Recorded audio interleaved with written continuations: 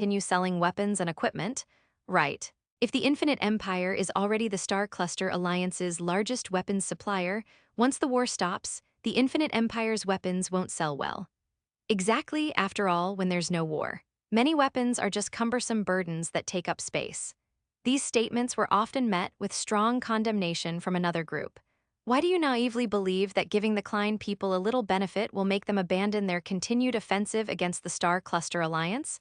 If the Klein people defeat us, they will gain more benefits. Will they really make peace with us for a tiny bit of profit? No matter what, our Dawn Star Cluster supports Chief Gu, and we are determined to fight to the death against the Klein people.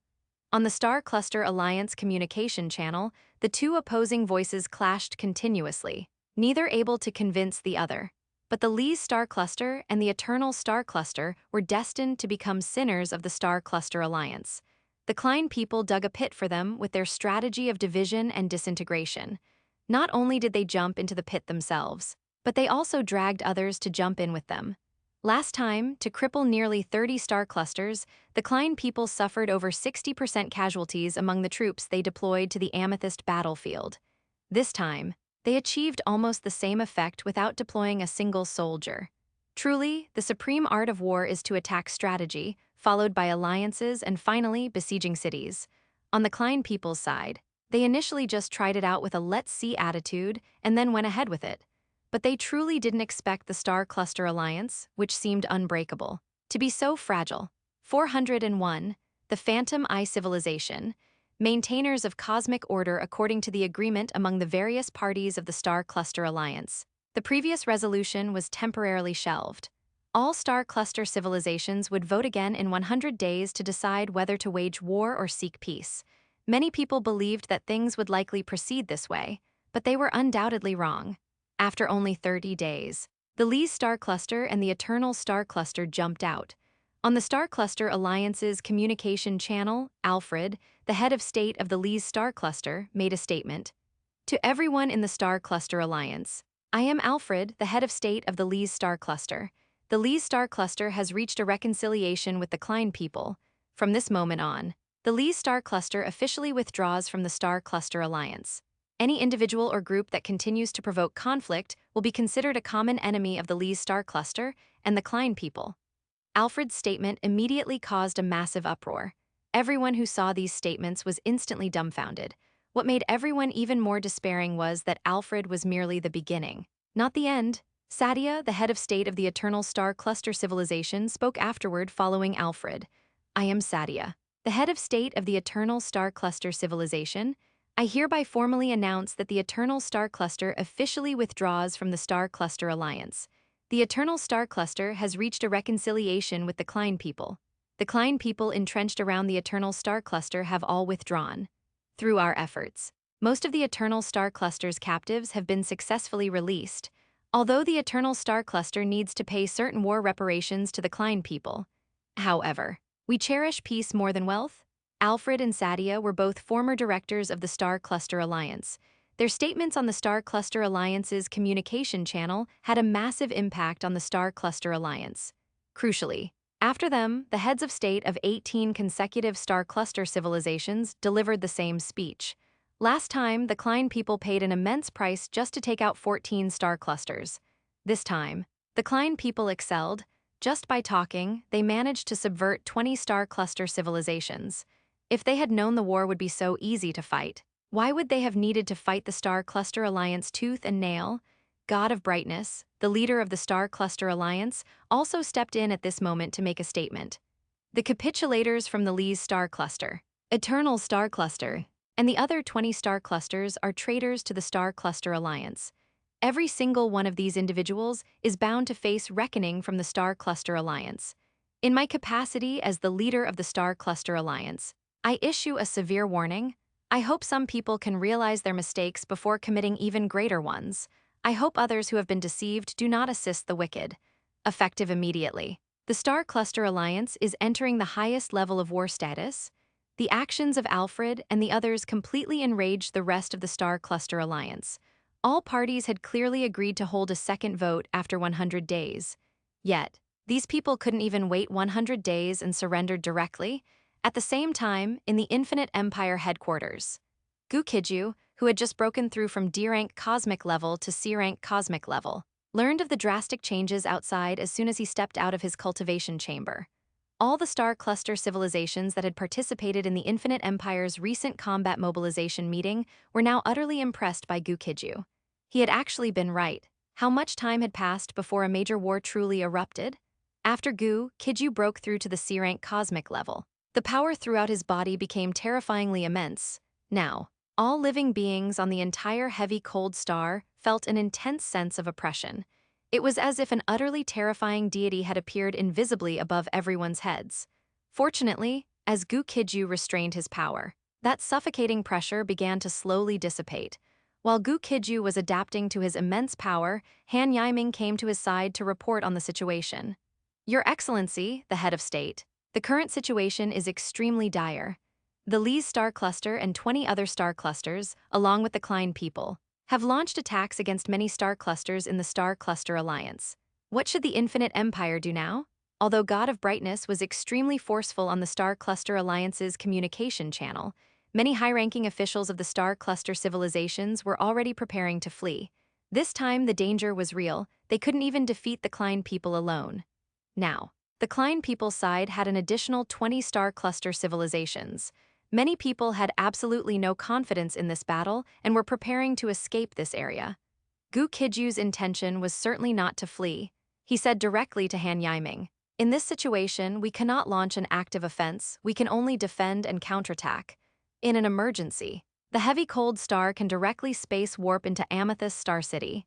Gu Qijue stopped speaking here. It wasn't that he was finished giving instructions, but rather that one crisis hadn't settled before another arose. New intelligence alert. A fleet belonging to a universe-level civilization is approaching. Data collection on this fleet is in progress.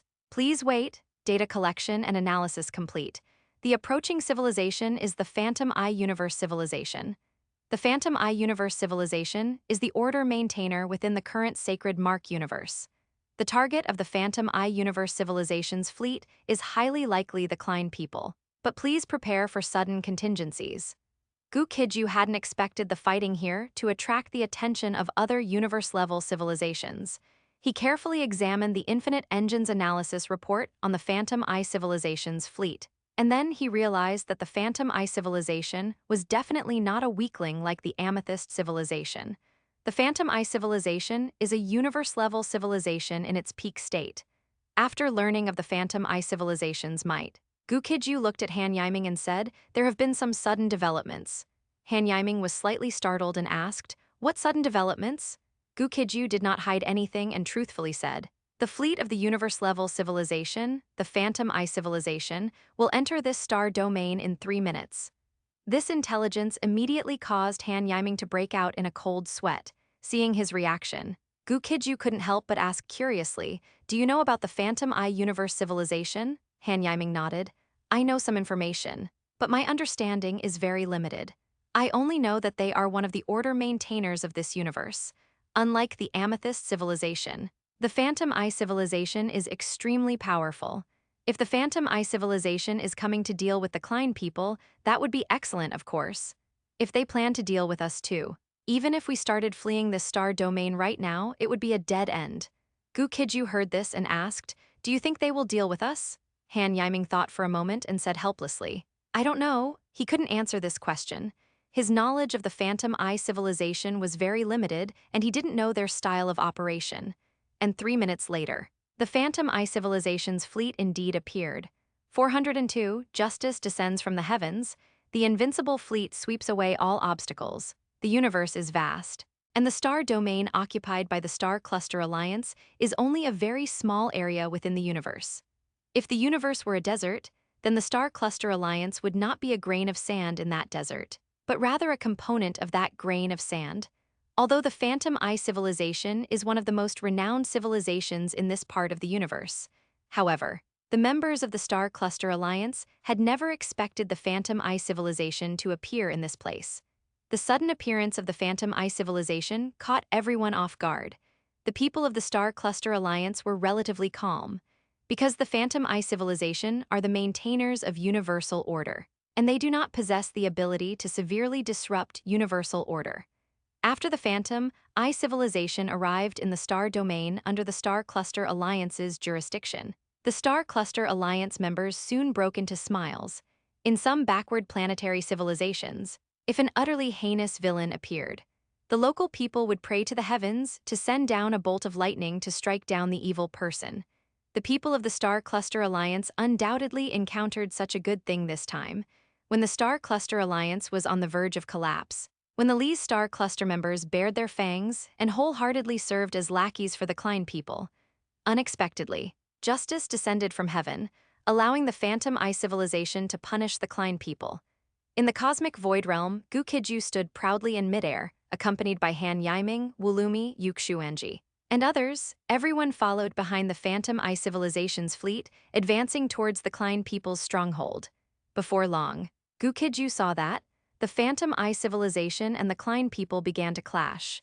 In their heyday, the Klein people had fought against the Silver Flame civilization, which was also in its prime and a universe-level civilization.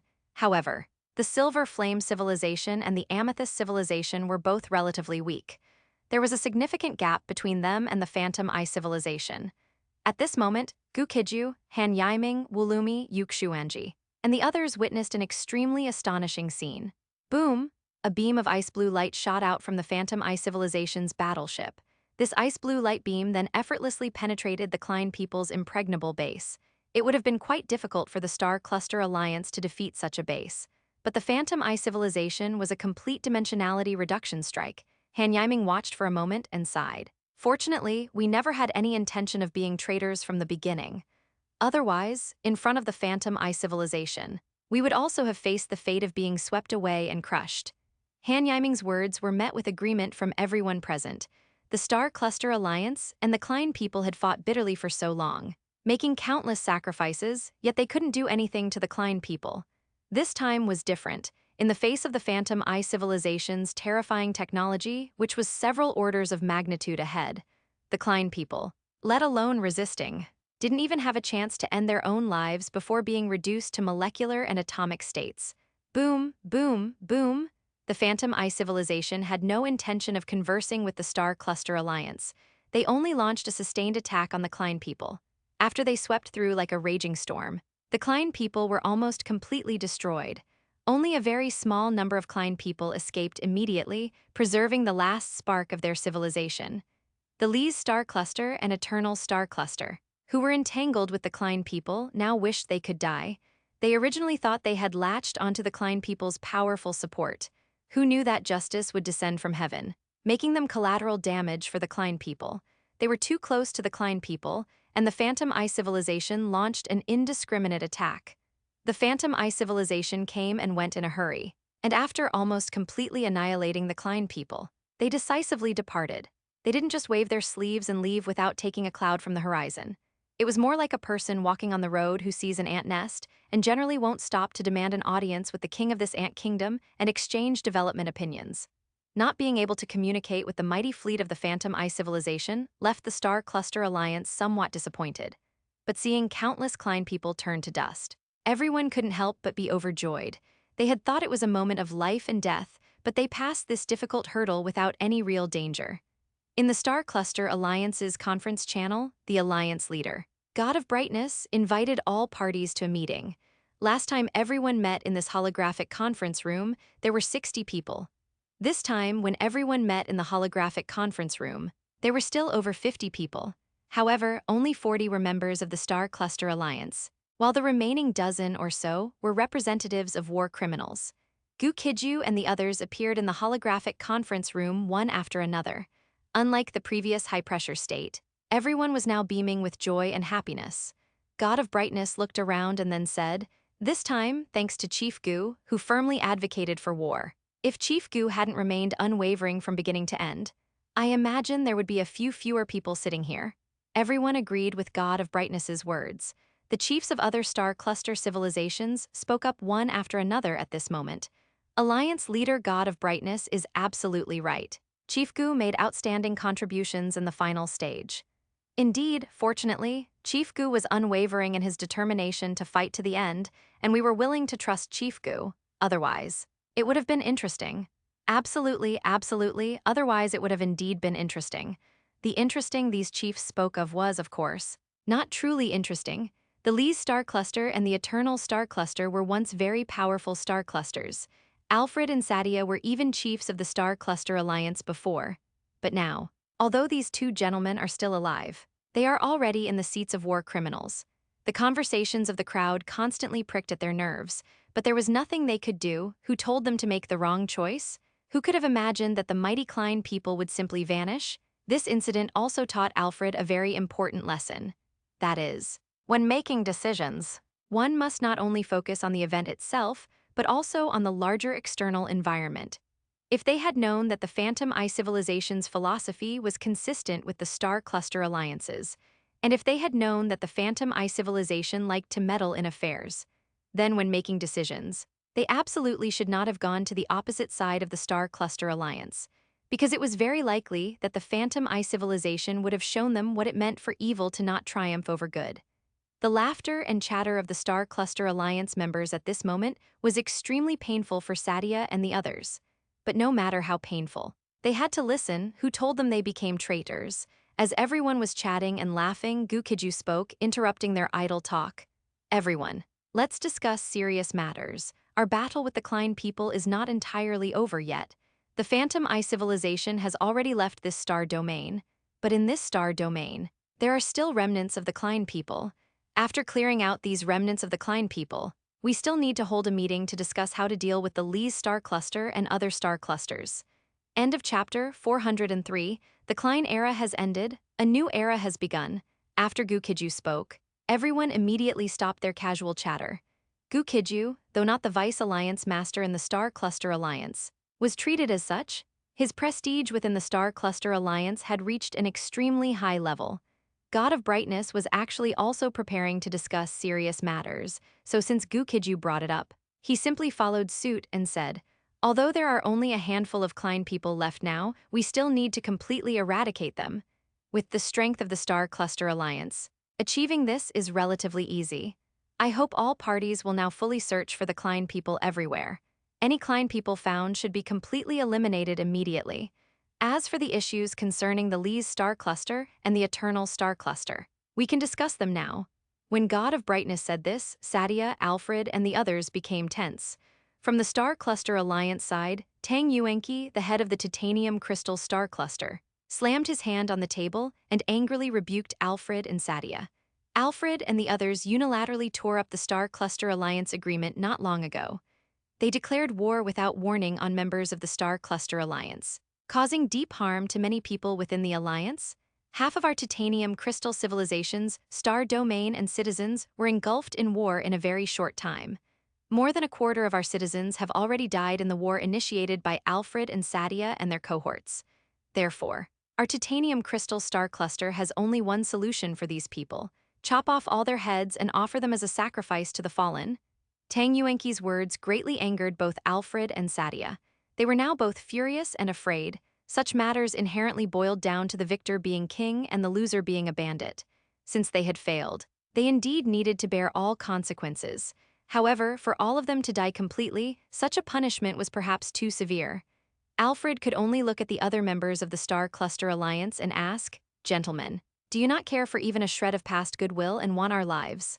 Before others could speak, Gu Qijue said in a very calm tone, "When you wielded the butcher's knife against the titanium crystal civilization and other civilizations before, why did you not care for any goodwill at all and carry out a massacre against them? If the Phantom Eye civilization hadn't appeared, would your massacre have stopped?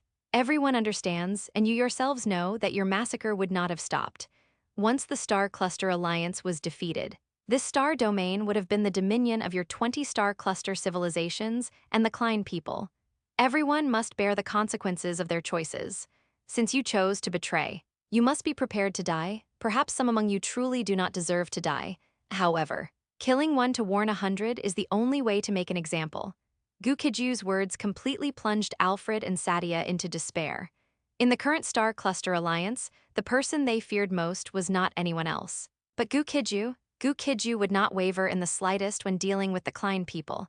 When dealing with them, it was even more impossible for him to waver. Originally, Some people in the Star Cluster Alliance wanted to give Satya and the others a way out.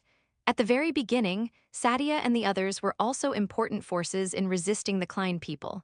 However, since Gu Qijue had stated his position, they found it difficult to say anything. President Gu Qijue of the Huyu Star Cluster immediately stated, "I agree with Chief Gu's proposal." Wulumi of the Amethyst Civilization also spoke, "Our side agrees with Chief Gu's proposal." Chen Zio, the head of the Jige Civilization, said calmly, "Agree with Chief Gu's proposal." Within moments, 30 people in the holographic conference room had agreed. The remaining people, though they did not express a stance, also did not object. This caused Satya, Alfred, and the others, who had been able to maintain their composure somewhat recently, to completely panic. Alfred loudly declared, "I protest, I strongly protest." In the Star Cluster Alliance's fight against the Klein people, Arlee's Star Cluster made significant contributions. "You cannot use one mistake to erase all our merits." Beside Alfred, others also spoke up successively. What they said was largely similar to Alfred's.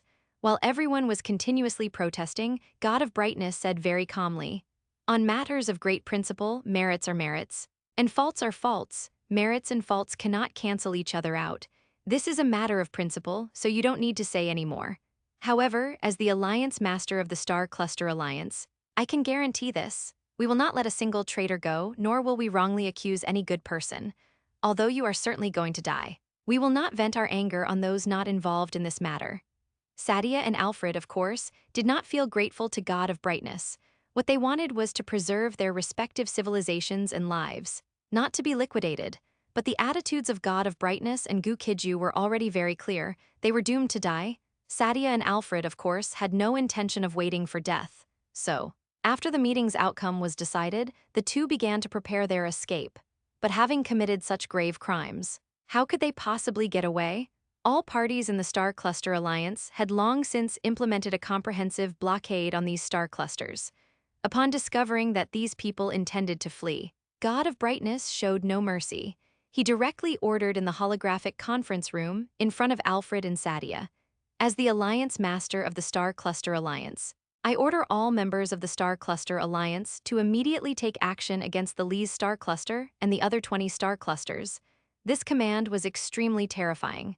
Taking action freely meant that everyone could do anything they wished to the Lee's Star Cluster and the other 20 star clusters. Satya, Alfred, and the others also lost their access to the holographic conference room. A new annihilation war thus began. Unlike other civilizations dealing with the Lee's star cluster and other star clusters, Gu Qijue led the Infinite Empire's combat forces to encircle and annihilate the remaining Klein people. The people of the Lee's star cluster were now in an inescapable situation of death. As for the remaining Klein people, though they were destined to be inconsequential, such enemies still needed to be completely annihilated to ensure peace of mind. 10,000 interstellar warships majestically ascended from heavy cold star.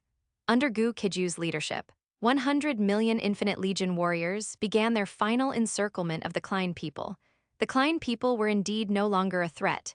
Any star cluster civilization dispatched by the Star Cluster Alliance could complete the final mop-up operation. Since Gu Qijue, the head of the Infinite Empire, personally led the troops, they had absolutely no chance of survival. The final bow of the Klein people also made everyone realize that, next, this star domain controlled by the Star Cluster Alliance might undergo many unprecedented dramatic changes. End of chapter 404. Alliance Vice Leader, distribute the spoils of victory. The Klein people, an enemy that appeared unexpectedly, met their end in an even more unexpected way. After the Klein people vanished, a new era began. At this time, all parties in the Star Cluster Alliance were somewhat uneasy, because there were only two outcomes for everyone's fate. Either war would follow war, with one or several immensely powerful civilizations rising upon the corpses of others, or there would be unity and peace. In the past, everyone had been close comrades, so there was no need to continue the fighting. However, whether to continue fighting or develop peacefully mainly depended on the opinions of the three giants: Amethyst Civilization, Silver Flame Civilization, and Infinite Empire. Amethyst Civilization had a profound foundation. Silver Flame Civilization possessed formidable comprehensive strength, and Infinite Empire's technology was unmatched in the Star Cluster Alliance. It could be said that if the opinions of these three parties could not be unified, then the Star Cluster Alliance might very likely continue to experience major wars. After some time, the traitors of the Star Cluster Alliance were completely purged, their ashes scattered. The remnants of the Klein people also died completely. Within the star domain ruled by the Star Cluster Alliance, there was no longer a single Klein person left alive. After all matters were dealt with, the Star Cluster Alliance held an important meeting. In the Star Cluster Alliance's holographic conference room, after the 40 leaders of the Star Cluster Alliance arrived, the Alliance leader, God of Brightness, began to speak. Everyone, before the meeting begins, this Alliance leader will make some personnel adjustments. If anyone has objections to this Alliance leader's personnel adjustments, you may voice your opinions after my adjustments are complete. Everyone nodded upon hearing this. Although God of Brightness had mostly used the tactic of mediating disputes to resolve problems since becoming the Alliance leader of the Star Cluster Alliance, his ability was still quite good. On matters of great principle, and at critical moments, he had rarely made erroneous decisions. Therefore, after the Klein people were eliminated, everyone did not disperse but still acknowledged his status as Alliance leader. God of Brightness waited until everyone present focused their gaze on him, then said, I appoint Star Cluster Alliance Vice Leader Lingji as the first director of the Star Cluster Alliance. I appoint head of the Infinite Empire Gu Qijue as the vice leader of the Star Cluster Alliance. Everyone had no objection to this appointment. The Infinite Empire made immense contributions during the resistance against the Klein people. Head of the Infinite Empire Gu Qijue even personally led the campaign, making numerous outstanding contributions. With the Infinite Empire's technological strength and Gu Qijue's prestige, his becoming vice leader was well-deserved. God of Brightness's voice soon continued.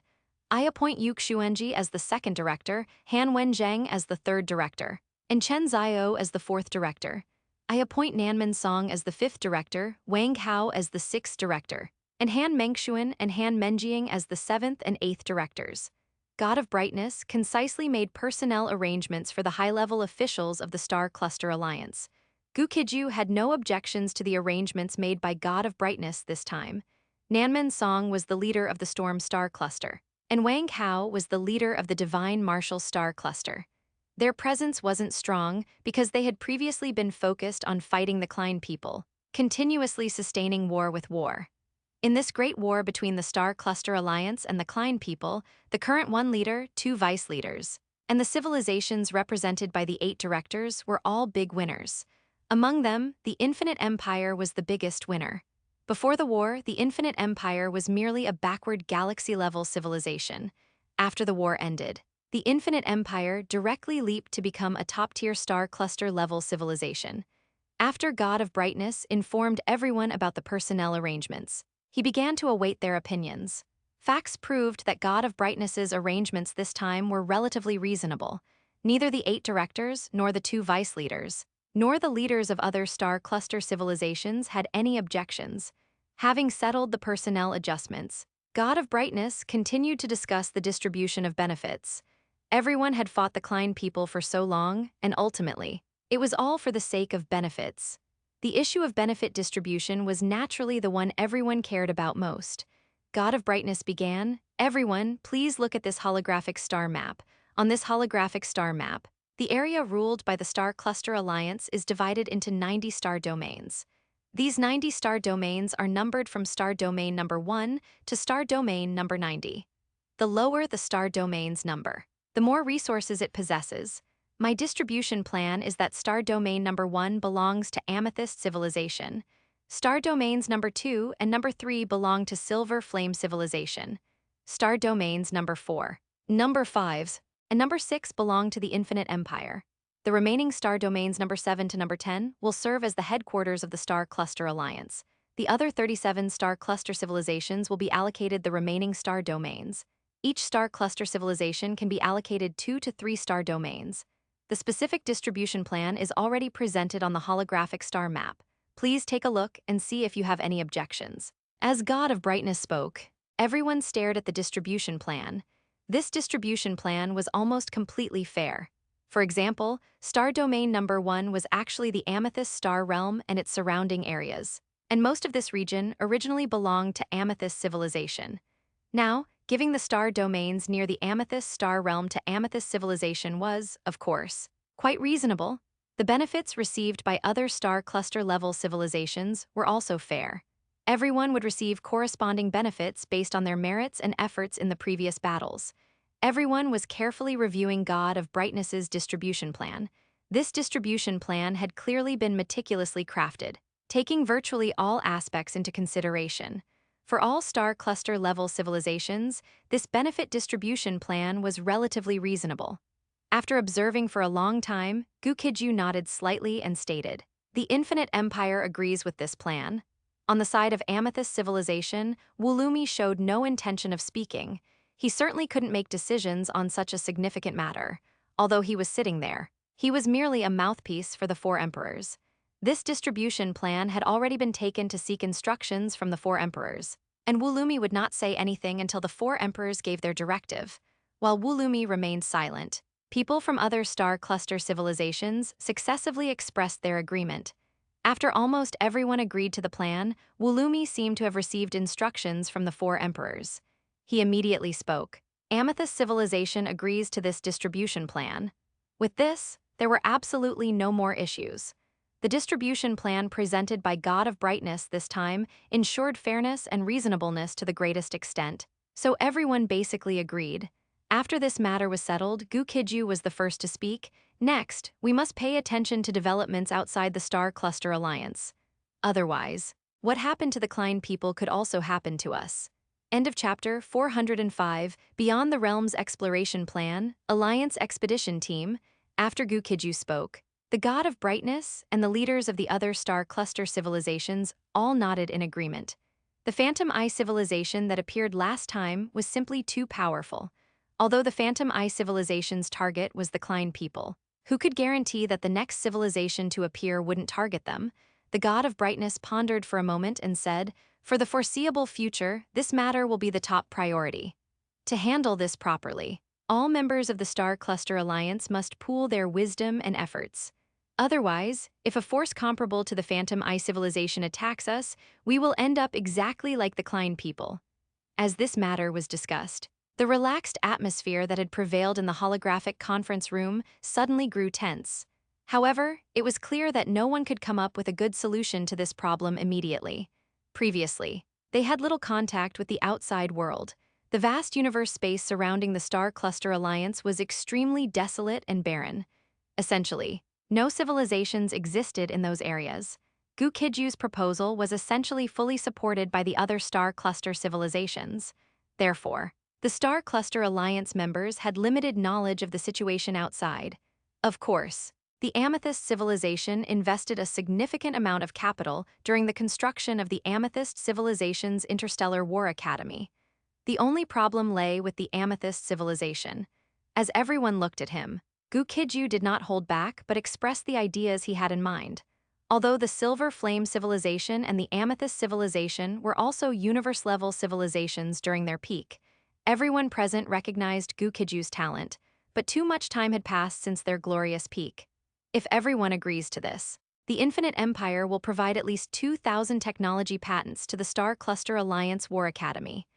Since this matter was proposed by Gu Qijue, Chen Zio, the leader of the Zhaij civilization, looked directly at Gu Qijue and asked seriously, "First, the 40 Star Cluster civilizations within the Star Cluster Alliance must gather some scientific research elites to develop technology. All of our parties can provide corresponding compensation to the Amethyst civilization. In my opinion, to deal with such unexpected situations, we need to approach it from 3 aspects. Their understanding of the outside world basically still lagged in the past. The former Amethyst civilization's Interstellar War Academy might as well be expanded into the Star Cluster Alliance War Academy." Chief Gu, do you have any thoughts on this matter? Every Star Cluster civilization should contribute its strength to build the Star Cluster Alliance War Academy into a top-tier institution. Since this matter was proposed by Gu Qijue, perhaps he had some good plans. The God of Brightness's gaze also fell upon Gu Qijue at this moment.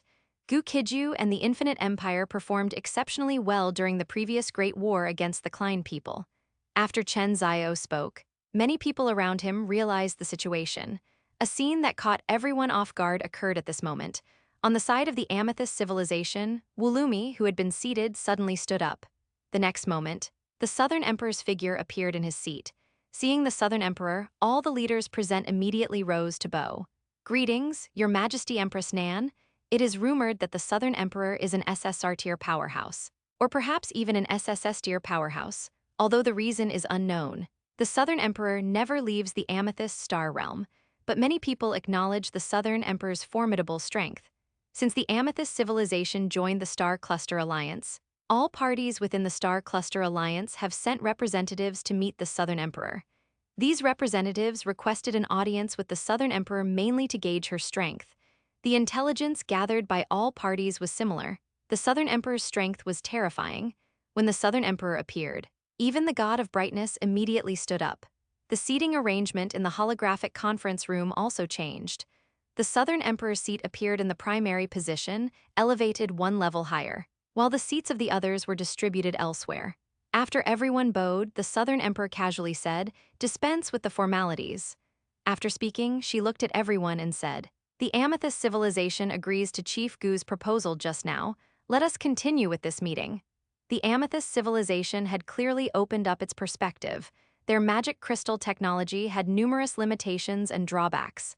In the past, the Amethyst civilization could enjoy wealth and peace, so naturally they didn't need to research technology. Now, the tranquility of the Amethyst civilization had been completely shattered.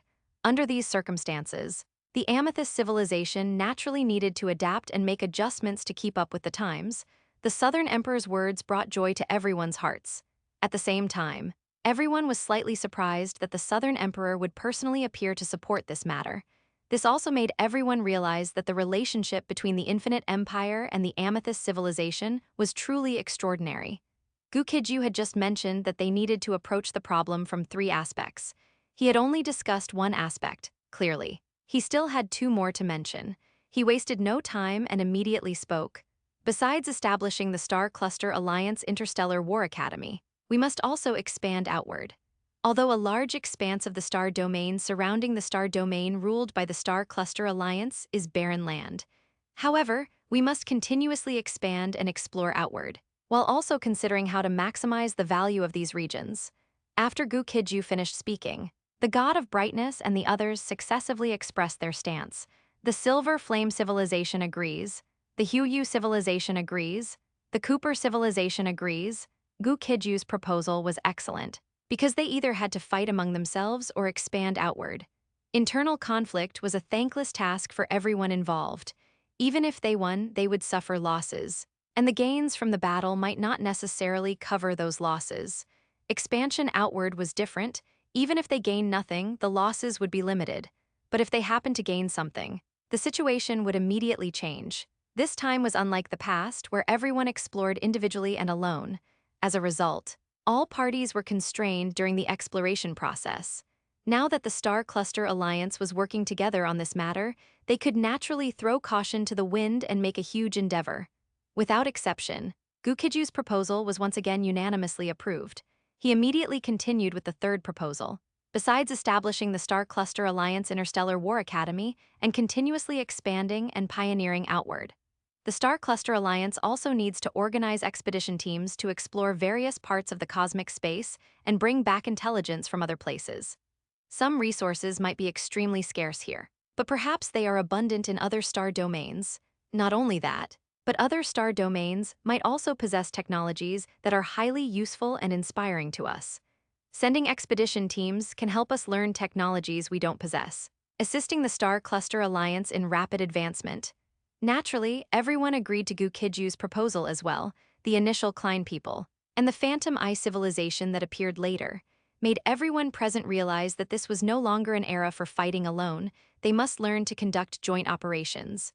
End of chapter 406. The Bone Hellhound has evolved and is now based in the Leonid star cluster. After the Great War, the Star Cluster Alliance's first meeting proceeded very smoothly and was successfully completed. Originally, there were more than 80 star cluster civilizations, nearly 90, but in the end, 40 civilizations had the last laugh. As victors, they received the benefits they deserved. After the meeting, the star cluster civilizations began to act according to the resolutions made at the conference. The Vermilion Bird star cluster has now returned to its original location. Not only have they returned to their original location, but even the star domain once ruled by the Qianqi star cluster civilization now belongs to the Vermilion Bird civilization. The Qianqi star cluster was originally a star cluster level civilization on par with the Vermilion Bird star cluster. However, due to several critical decision-making errors, the current Qianqi star cluster civilization has completely become history. The strongest person in the Vermilion Bird star cluster has always been Han Sen's father. Han Wenzheng, this old man is a galactic ranger whose figure can be seen in many places. This time, Gu Qijue made certain adjustments to the Infinite Empire's high-level personnel, appointing Tian Li as the minister of the Infinite Empire's Ministry of Technology. After him, his son Han Sen is very likely to become the next head of state of the Vermilion Bird star cluster. While the Vermilion Bird star cluster was undergoing changes, the Infinite Empire was also changing. The Infinite Empire had previously appointed several vice heads of state. All matters of the Infinite Empire will be governed by these 4 departments. Infinite Empire, Supreme Council Hall. All high-ranking officials of the Infinite Empire, as well as all D-rank cosmic-level powerhouses, participated in this grand assembly. Gu Qijue said, showing everyone the holographic image of the detailed plan, appointing Jai Tianyu as the minister of the Infinite Empire's Ministry of Commerce.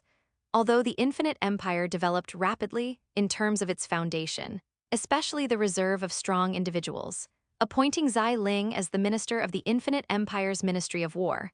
After everyone had arrived, Gu Qijue spoke, "Everyone, please note, the Infinite Empire will make the following adjustments." There was still a huge gap compared to the Vermilion Bird star cluster, which had been severely crippled. This head of state now appoints Han Yiming as the vice head of state of the Infinite Empire. During the time this head of state is not in the Infinite Empire, the vice head of state can fully handle all matters related to the Infinite Empire. With his prestige, after he returned to the Vermilion Bird star cluster, he naturally became the new head of state of the Vermilion Bird star cluster. Here is the specific plan. Everyone please take a look. For a period of time in the future, the Infinite Empire will establish 1 head of state and 1 vice head of state, appointing Gu Qijue as the minister of the Infinite Empire's Ministry of General Affairs. However, now that the Vermilion Bird star cluster began to rebuild, Han Wenzheng had to return to the Vermilion Bird star cluster to escort it. These plans were generated by the Infinite Engine, taking into account all aspects of the Infinite Empire. Many high-ranking officials of the Infinite Empire were looking at this plan very seriously at this moment. Everyone was very satisfied with this plan, because this plan, like Lu Bue's Spring and Autumn Annals of Master Lu, made it impossible for anyone to even change a single word. From this plan, everyone also saw that, in the future, the Infinite Empire's combat forces will be divided into conventional combat forces and special combat forces. Conventional combat forces will be managed by Zai Ling, the minister of the Ministry of War. Special combat forces will be personally managed by Gu Qijue, the head of the Infinite Empire. In addition, there is a very important matter, which is that the Infinite Empire's heavy cold star will migrate from the Huanlin star cluster to the Lion King star cluster. After the war, the Infinite Empire acquired 3 star domains. These 3 star domains actually included the star domains of the previous 5.5 star clusters. Of course, the people of the Infinite Empire had no objections to Gu Qijue's various arrangements. Everyone immediately acted according to Gu Qijue's plan. The main body of the Infinite Empire is still Heavy Cold Star.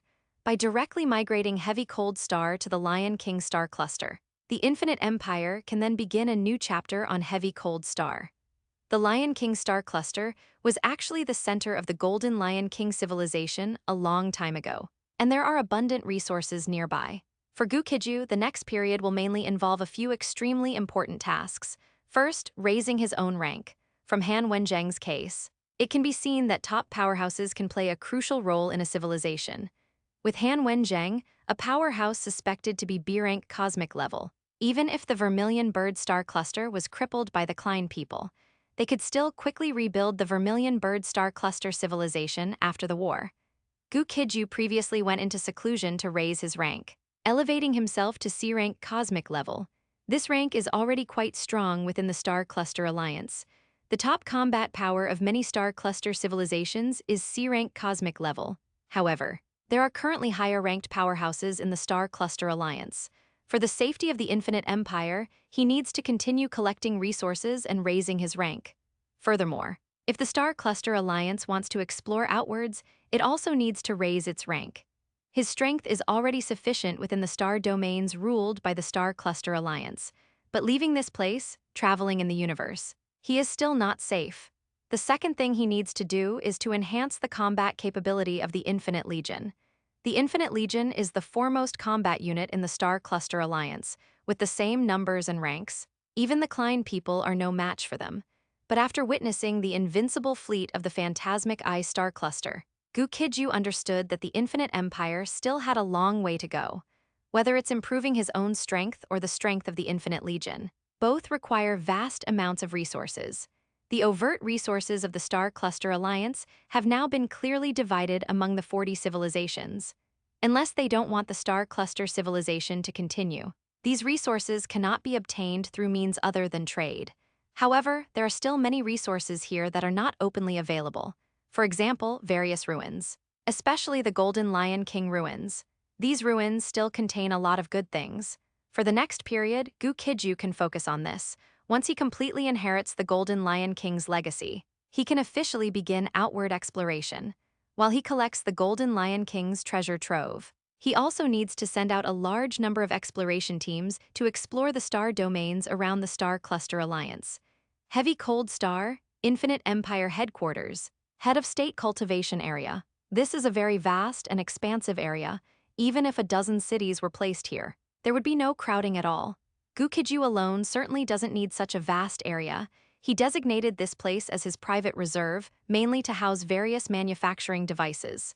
In addition, a Stigma base is hidden here. AI, the information state life form of the Stigma civilization, is also in this place. During this time, AI has been helping Gu Qijue complete the advancement and enhancement of the Bone Prison Hound.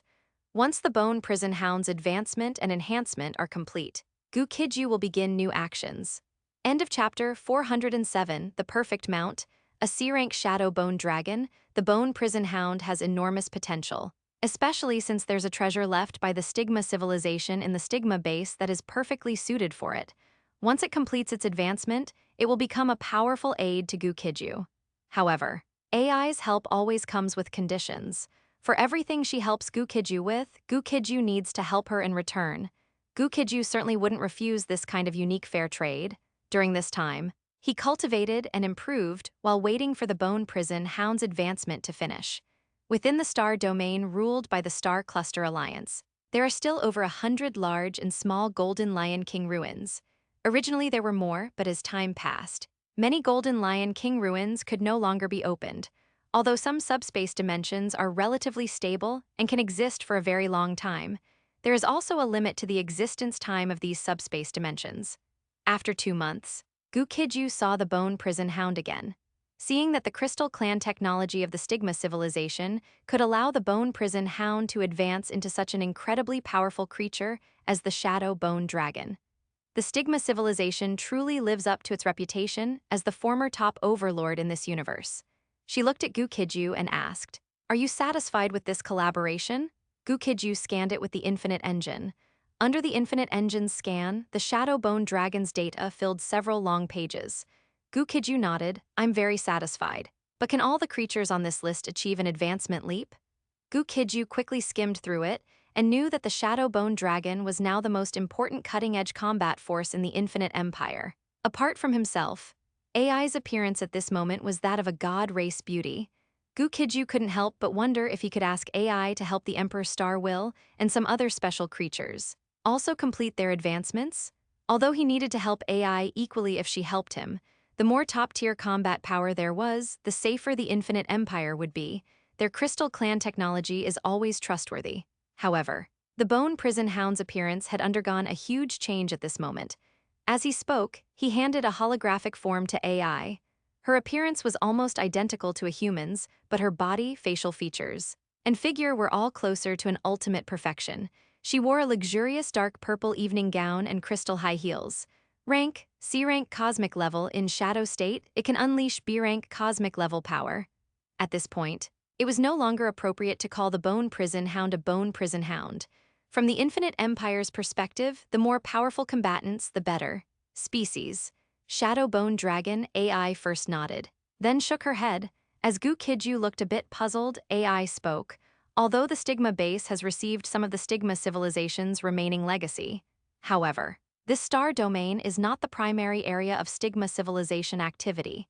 The resources in the stigma base are currently limited, and different materials are needed for leapfrog advancement and enhancement of different life forms. Many materials and equipment are missing from the stigma base. To perform leapfrog enhancements on the numerous life forms on this list, we need to go to other places to collect more stigma civilization relics. My original authority wasn't very high, so I don't understand the situation outside this star domain either. If you plan to search for other stigma civilization relics, I can only provide you with a detector. After AI finished speaking, Gu Qijue nodded. He actually didn't need a detector because the infinite engine could also discover stigma civilization relics. However, it was better than nothing compared to the infinite engine. The stigma civilization's detector might be more professional in exploring stigma civilization relics. Gu Qijue immediately said, "Give me the detector." AI heard this and did not refuse, directly removing a bracelet from her wrist and handing it to Gu Qijue. Gu Qijue took the bracelet, looked at it, and then prepared to put it on the Shadow Bone Dragon's claw. AI couldn't help but widen her eyes. "Hey, can't you wear it yourself?" Gu Qijue said casually. "Is there only one detector? I plan for the Shadow Bone Dragon and I to each wear one, which can also increase the chance of finding stigma civilization ruins." AI rolled her eyes exasperatedly and said, "Of course there's only one such precious item. Moreover, this bracelet can also withstand one attack from an S-rank cosmic level expert. Are you sure you want to put this detector bracelet on the Shadow Bone Dragon?"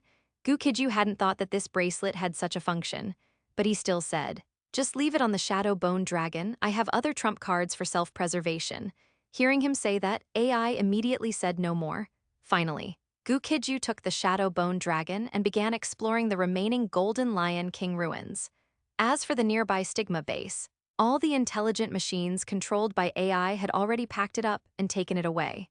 AI is different from the intelligent machines in the Crystal Clan universe remnant. The Crystal Clan civilization had run out of energy, and the Crystal Clan universe had entered a state of death by heat death. Therefore, only extremely scarce energy remained in the Crystal Clan universe remnant, leading to the intelligent machines within being unable to do much. AI, however, is different. She not only has ample energy, but also extremely powerful intelligent machines at her disposal. While the Star Cluster Alliance and the Klein people were fighting fiercely, she cooperated with Gu Qijue while collecting supplies from other stigma bases, snowballing her resources. Although she still cannot operate independently from Gu Qijue, and continuing to cooperate with Gu Qijue in the future will yield the greatest benefits. But if it came to a last resort, it would be no problem for her to leave Gu Qijue and search for other stigma civilization relics herself, developing through snowballing. However, AI doesn't plan to do this, because Gu Qijue is not only a reliable partner, but also a partner with immense potential. If she and Gu Qijue cooperate, both benefit. If they separate, both lose. Their continued cooperation will bring huge benefits to both of them. Gu Qijue also had no intention of abandoning AI. The support AI provided him each time was very useful. Moreover, he also plans to find an opportunity to directly incorporate AI once the Infinite Empire develops. Although current infinite technology cannot compare to stigma technology, but as time goes on, this gap will only shrink. Infinite technology combines Crystal Clan technology, Magic Crystal technology, Klein People technology, Star Cluster Alliance technology, and some stigma technology. After a certain period, it is highly possible for infinite technology to surpass stigma technology. However, Gu Qijue doesn't know how long it will take for this to truly happen.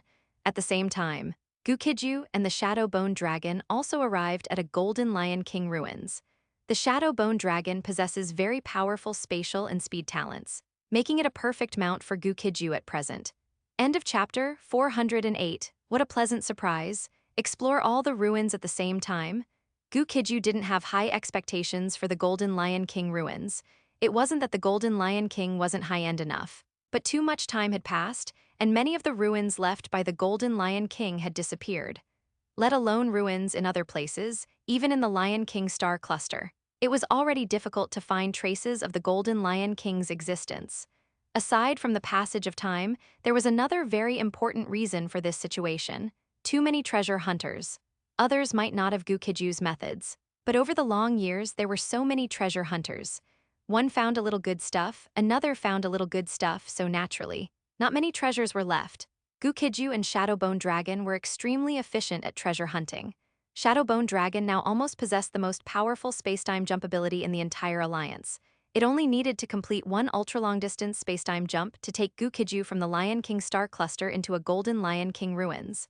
The technology of the Stigma civilization was indeed very powerful. In the future, even if he was ganged up on or encountered other emergencies, Gu Qijue could use Shadowbone Dragon to travel. With Shadowbone Dragon for escape, hostile forces wouldn't even see the dragon's tail before Gu Qijue was already gone.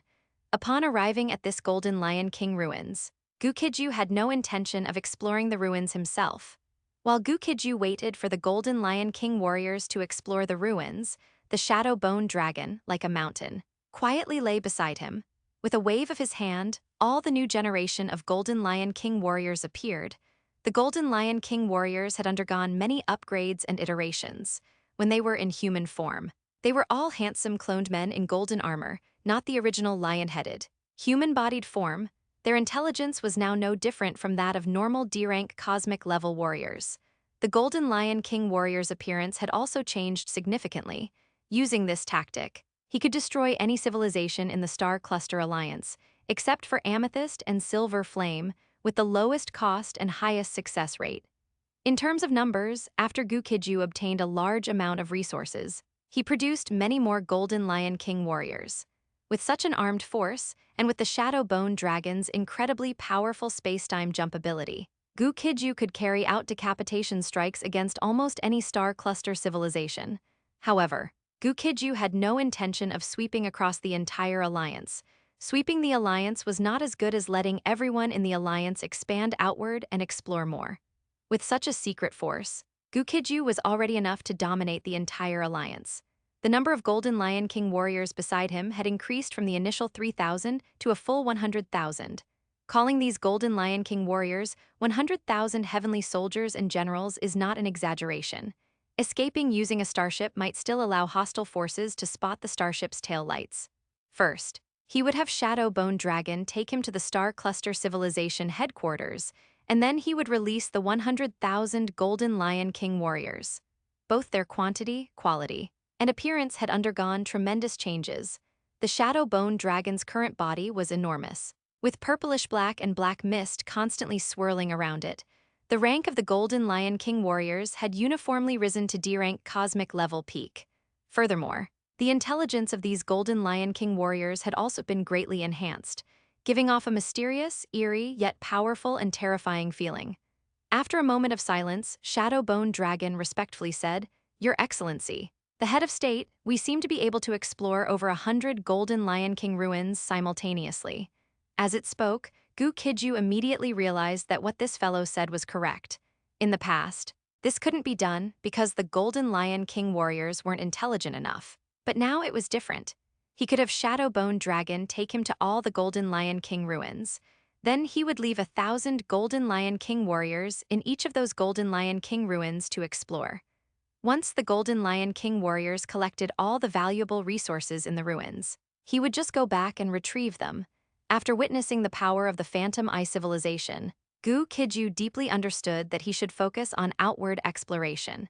If they continued to develop or engage in internal competition within the territory ruled by the Star Cluster Alliance, they wouldn't be able to produce a Phantom Eye civilization. Thinking of this, Gu Qijue immediately agreed to Shadowbone Dragon's suggestion. He recalled a large number of Golden Lion King warriors into the infinite engine space. Then he said to Shadowbone Dragon, "Go to the other ruins in sequence." Using a positioning teleportation star chart could also accomplish this, but a positioning teleportation star chart often couldn't directly enter the ruins, which was not very convenient. Shadowbone Dragon was different. Its powerful spatial talent allowed it to traverse most areas unimpeded. Hearing Gu Qijue's command, Shadowbone Dragon respectfully replied, "As you command. Your Excellency the head of state." With that, it obeyed Gu Qijue's command and began to shuttle between the Golden Lion King ruins. Gu Qijue once again felt the reliability of AI and the power of Stigma Civilization's technology. After Bone Prison Hound advanced to Shadow Bone Dragon. The difference from its original state was like heaven and earth, with a tremor of dark purple energy around its body. Shadow Bone Dragon took Gu Qijue to one Golden Lion King ruins after another. Upon arriving at these unfamiliar places, Gu Qijue directly waved his hand, and 1,000 Golden Lion King warriors began exploring these ruins. As time passed, Gu Qijue received many good news from the Golden Lion King warriors. The Golden Lion King's legacy was richer than he had imagined. As the 100,000 Golden Lion King warriors began exploring over 100 ruins, a large number of good items were found by them. After the previous war against the Klein people, the Amethyst Civilization, Silver Flame Civilization, and Infinite Empire each took 1.5 of the resources within the Star Cluster Alliance star domain. The remaining 37 star clusters then divided the other 5.5 of the resources. Therefore, the 1.5 of resources Gu Qijue received was undoubtedly a very large amount, but he estimated that his harvest this time might be 5 or even 8 times that of before. If even the Golden Lion King was so wealthy, the Amethyst Civilization, as a former cosmic level power, must also be incredibly wealthy. However, Gu Qijue's impression of the Amethyst Civilization was still good, and he had no thoughts of targeting them now.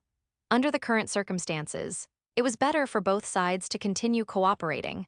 As Gu Qijue's mind was racing, he suddenly received a rather special report. A Golden Lion King warrior had discovered an extremely special item in one of the ruins. He immediately said to Shadow Bone Dragon, "Take me to this place." As he spoke, he mentally transmitted a spatial coordinate to Shadow Bone Dragon. "As you command," Shadow Bone Dragon respectfully replied, disappearing from its spot the next moment. End of chapter 409, The Holy Lion's Scroll, the entrance to the Battle Heaven universe, where Gu Qijue and the Shadow Bone Dragon appeared this time. There was a massive Golden Lion King sculpture. This Golden Lion King sculpture was severely damaged. The special item discovered by the Golden Lion King warriors was quietly suspended in the center of the sculpture. This item was a silver scroll. However, surrounding the scroll was an extremely advanced spatio-temporal password lock. This caused everyone nearby to only be able to see the item, but unable to touch it in any way. The item seemed to lack a physical form, appearing only as a projection. After realizing the item was sealed by a spatio-temporal password lock, Gu Qijue immediately became interested. An item sealed by such a high-end spatio-temporal password lock was undoubtedly extremely valuable. Gu Qijue immediately said to the Infinite Engine, "Crack the spatio-temporal password lock. Purpose: can project a clone to a nearby universe and facilitate material exchange between the two universes." He had already encountered several universe-level civilizations in the Sacred Mark universe. When faced with this situation, all Gu Qijue could do was wait patiently. Authority restriction: since authority has not been fully activated. Currently, the Sacred Lion Secret Scroll can only be used to project a clone into the Zhantian universe. Spatio-temporal password lock cracking in progress. Please wait. Universe-level civilizations are certainly not common. Even the mighty Klein people failed to become one. This spatio-temporal password lock is suspected to have been left behind by a universe-level civilization, making it extremely difficult to crack. Gu Qijue held the Sacred Lion Secret Scroll and studied it carefully for a while before realizing how advanced it was. It was only then that Gu Qijue understood exactly what this item was. This shows how difficult it is to become a universe-level civilization, and indirectly proves that the number of universe-level civilizations is not large. But he was wrong this time. His wait lasted 10 days. This universe-level civilization is an unknown universe-level civilization. Based on the efficiency of the Infinite Engine, Gu Qijue originally thought the matter would be resolved in a few hours. 10 days passed, and the Infinite Engine was still continuously cracking the spatio-temporal password lock. The Infinite Engine did not recognize the universe-level civilization that appeared this time. Gu Qijue could only ask, "What is going on?" A full 100 days passed before the Infinite Engine finally managed to unlock the spatio-temporal password lock.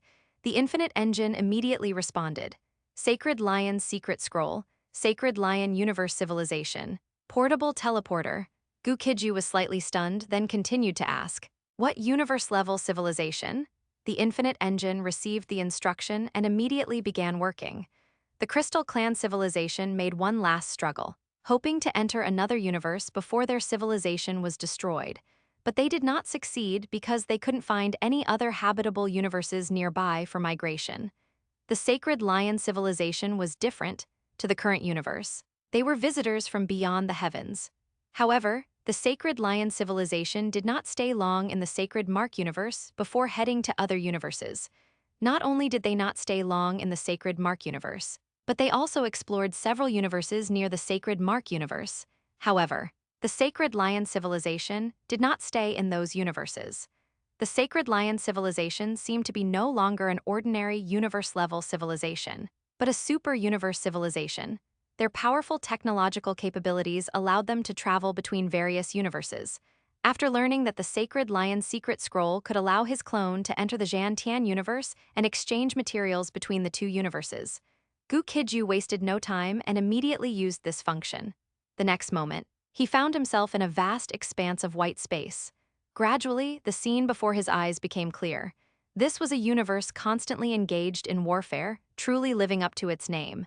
Zhantian, Gu Qijue's consciousness descended beside the corpse of a dragon-shaped creature. This dragon-shaped creature had been dead for a long time. Soon, Gu Qijue saw a ball of white light envelop the dragon-shaped creature and then decompose it. During this process, a large amount of energy from the surrounding world was drawn in. Gu Qijue watched as countless atomic nuclei and electrons rearranged themselves.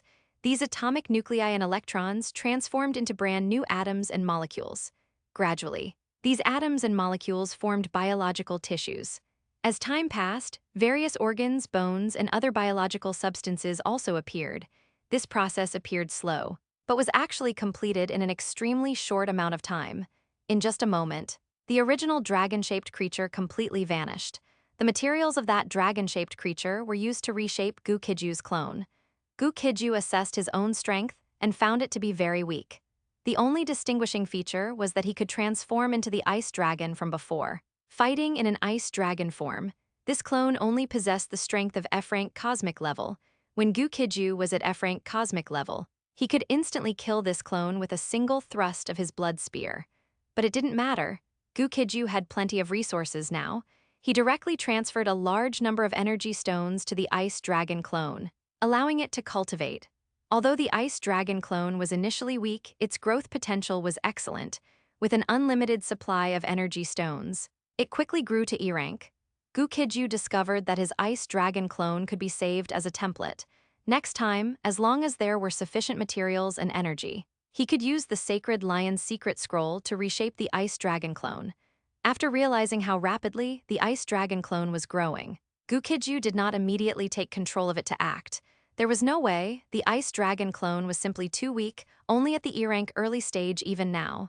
Moreover, the ice dragon clone did not possess the powerful combat strength of his main body and could not handle fighting above rank. On this battlefield, he had already seen many C-rank cosmic-level alien races fighting everywhere. Gu Qijue planned to raise the ice dragon clone to E-rank peak, then take control of it to leave this area and explore other regions. As for now, he would focus on thoroughly studying the Sacred Lion secret scroll, this treasure. This item was considered the Golden Lion King's greatest secret.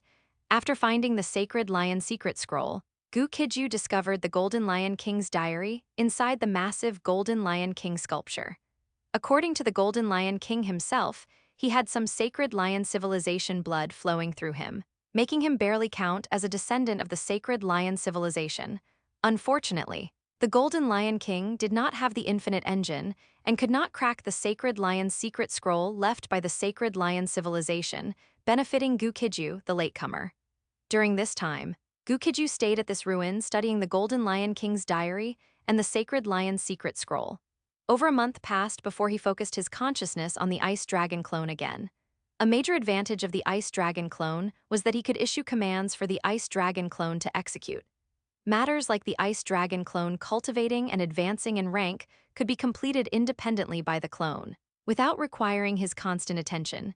I took the train yesterday and forgot to update. I'll make up for it with 4 chapters today. End of chapter 410, the Ice Dragon undergoes a metamorphosis. It confronts the formidable foe of the celestial race. On the war-torn battlefield, the war seemed endless with no end in sight. Wherever one looked, battles were occurring in almost every area. More precisely, massacres were happening. those Zhantian clan warriors, with their bronze skin and muscles rippling like coiled dragons, were carrying out a bloody slaughter of the myriad race beings. The Zhantian clan looked very similar to the human race, but both their men and women were terrifyingly muscular. Their physical bodies were incredibly powerful. Even the Yao race, known for their strong physiques, couldn't compare to them. Another difference between them and the human race was that their hair was all brilliant gold, each strand seemingly tough and standing upright. In the sky, on the ground, and in midair, shirtless Zhantian clan warriors were everywhere, cruelly suppressing the myriad race beings. However, no one noticed that in a corner of the battlefield, an Ice Dragon clan man was cultivating and improving. The Ice Dragon clone, having completed its metamorphosis, was completely reborn. Gu Qijue had originally planned to raise the strength of the Ice Dragon clone to E-rank peak and then leave. In the future, for matters where it's inconvenient for me to show my face, I can completely let the Ice Dragon clone handle them. He mused to himself. I never expected this Ice Dragon clone to undergo such a complete metamorphosis. Originally, it was just a clone of average value, but now its value is considerable. However, in the Sacred Mark universe, as long as there are enough materials and enough energy stones, clones can be synthesized.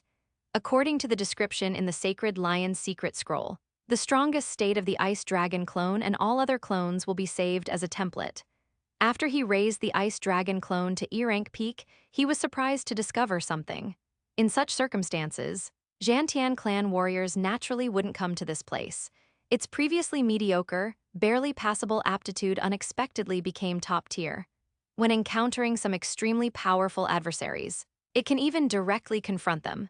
But what Gu Qijue never expected was that when the Ice Dragon clone's rank advanced to E-rank peak, the Ice Dragon clone actually underwent a metamorphosis. This was normal, as corpses were piled up everywhere. In the Golden Lion King ruins, after Gu Qijue noticed the changes in the Ice Dragon clone, a look of joy appeared on his face. Anyway, after the clone dies, it can be resynthesized using the template saved in the Sacred Lion's Secret Scroll. These energy stones appeared directly around the Ice Dragon clone and were rapidly absorbed and refined by it at an incredible speed. Aside from Gu Qijue's Ice Dragon clone, there were no other living beings in this place. I can cultivate more powerful clones like the Ice Dragon clone, although only one of the same clone can exist. The aptitude of this Ice Dragon clone was initially only decent, not particularly good. Thinking of this, Gu Qijue waved his hand, and a large number of energy stones were transferred from the Sacred Mark universe to the Zhantian universe. The Ice Dragon clone, originally at E-rank peak, began to rapidly advance towards D-rank cosmic level during this process. Gu Qijue was currently immensely wealthy, almost to the point of having nothing but energy stones. A continuous stream of energy stones allowed the reborn Ice Dragon clone to grow at an incredible light-speed pace. After a few more days, the Ice Dragon clone finally advanced to D-rank cosmic level. The Ice Dragon clone, sitting cross-legged amidst the pile of corpses, suddenly opened its eyes the moment it advanced to D-rank cosmic level. A world-shaking, domineering dragon might then swept in all directions. Previously, when Gu Qijue controlled the Ice Dragon clone to develop discreetly here, no one paid any attention. Now that he caused such a huge commotion, the myriad race beings from all directions, as well as a large number of Zhantian clan warriors, all immediately turned their gaze towards this place. After advancing to D-rank cosmic level, Gu Qijue naturally no longer remained low-key. Although the Ice Dragon clone was not as domineering as his main body, its strength was still not to be underestimated. The only trouble was that the Ice Dragon clone did not possess his blood spear power. Many of his powerful trump cards could not be used by the Ice Dragon clone. However, it didn't matter. As a C-rank cosmic level powerhouse, controlling a D-rank cosmic level clone to deal with a group of E-rank and D-rank enemies, if he still messed up, that would be a bit unreasonable. After Gu Qijue's Ice Dragon clone displayed its D-rank cosmic level strength, a large number of Zhantian clan warriors, without any politeness, charged directly towards Gu Qijue. Gu Qijue did not hesitate, facing the fierce attack of these Zhantian clan members. He chose to meet them head-on and advance despite the difficulties. Boom! Vast and powerful ice attribute energy swept across the heavens and earth at this moment. Since it was his first time controlling the Ice Dragon clone, Gu Qijue didn't dare to be careless. After all, even a lion uses its full strength to catch a rabbit. If he was negligent, there was indeed a possibility of failure. Roar! So, after an earth-shattering dragon roar echoed, the silver-haired man from a moment ago directly transformed into a two-winged ice dragon. This ice dragon was of the Western giant dragon type, not the Eastern divine dragon type. Most people controlling a dragon-shaped clone might feel unaccustomed.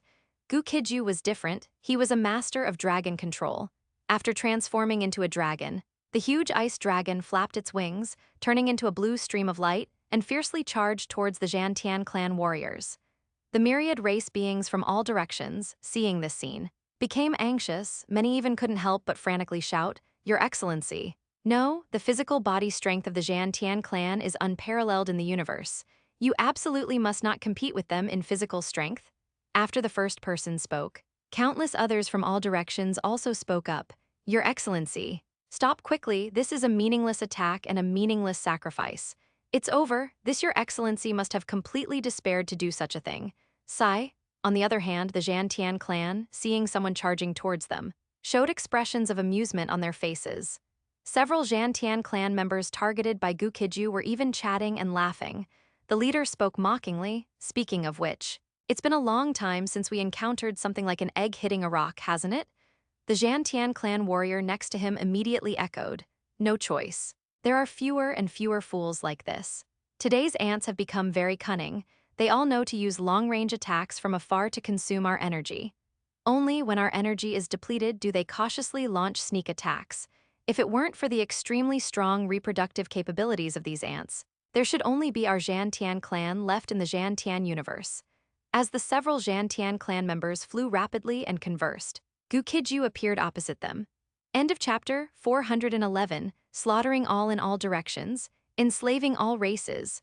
Almost all eyes on the entire battlefield were focused on Gu Qijue's ice dragon clone and the Zhantian clan warrior opposite him. Both sides approached at extremely high speeds, so in the blink of an eye they suddenly met. Boom! Rumble! Suddenly, Gu Qijue's ice dragon clone and 5 Zhantian clan warriors fiercely collided. Under normal circumstances, Gu Qijue's ice dragon clone would have been torn to shreds, but the scene that appeared before everyone's eyes made all present gasp in cold air, because at this moment they witnessed an incredible sight. Bang! At the moment of impact, Gu Qijue's protective aura, pushed to its extreme, instantly blew apart the head of one Zhantian clan member. Facts proved that although the Zhantian clan's heads were very tough, they were still not tough enough in the face of protective aura formed by highly compressed energy. The remaining 4 fellows were very unlucky. After Gu Qijue, in his ice dragon form, took care of 5 Zhantian clan members, he instantly stirred up a hornet's nest. No sooner had he dealt with 5 Zhantian clan warriors than another 5 Zhantian clan members appeared near him. After several explosions, these 4 Zhantian clan members couldn't even leave behind complete corpses. Each of them glared at Gu Qijue, their eyes splitting with rage, wishing they could drink his blood. Large numbers of Zhantian clan members from all directions let out roars of extreme fury. Compared to them, the equally vicious and despicable clan people were practically moral exemplars. More precisely, they collided with the protective aura condensed from high-purity energy by the ice dragon. But it didn't matter. In his ice dragon state, his ice dragon clone possessed the terrifying combat power of a D-rank cosmic level peak. If looks could kill, Gu Qijue would have died at least 800 times over in that instant. After eliminating these 4 Zhantian clan members, Gu Qijue had a certain understanding of the power of his ice dragon clone and the strength of the Zhantian clan. This Zhantian clan truly lived up to their reputation. No wonder they could beat the myriad race beings of the Zhantian universe into submission. The physical strength of the Zhantian clan was almost 60, or even 70% of the blood dragon god at the same realm. Bang, bang! The Zhantian clan not only had ferocious eyes, but they were also extremely warlike and bloodthirsty, especially fond of torturing their enemies to death. Although the first Zhantian clan member's head wasn't tough enough, after his head was blown apart, the immense impact sent his body flying backward. Gu Qijue, in his gigantic ice dragon form, saw these 5 Zhantian clan warriors charging towards him. His realm was the highest among all present, even if it came down to a war of attrition. He could exhaust these Zhantian clan members to death. He snorted coldly in his heart and struck decisively. Their bodies collided with the dragon body of the ice dragon. The Zhantian clan gave Gu Qijue no chance to escape, nor did they give him any respite. Like ants, die. A huge dragon claw, like an inverted mountain peak, slammed towards a Zhantian clan warrior. Everyone then understood that the Zhantian clan's specialty was fighting the heavens, not fighting dragons, much less fighting dragon claws.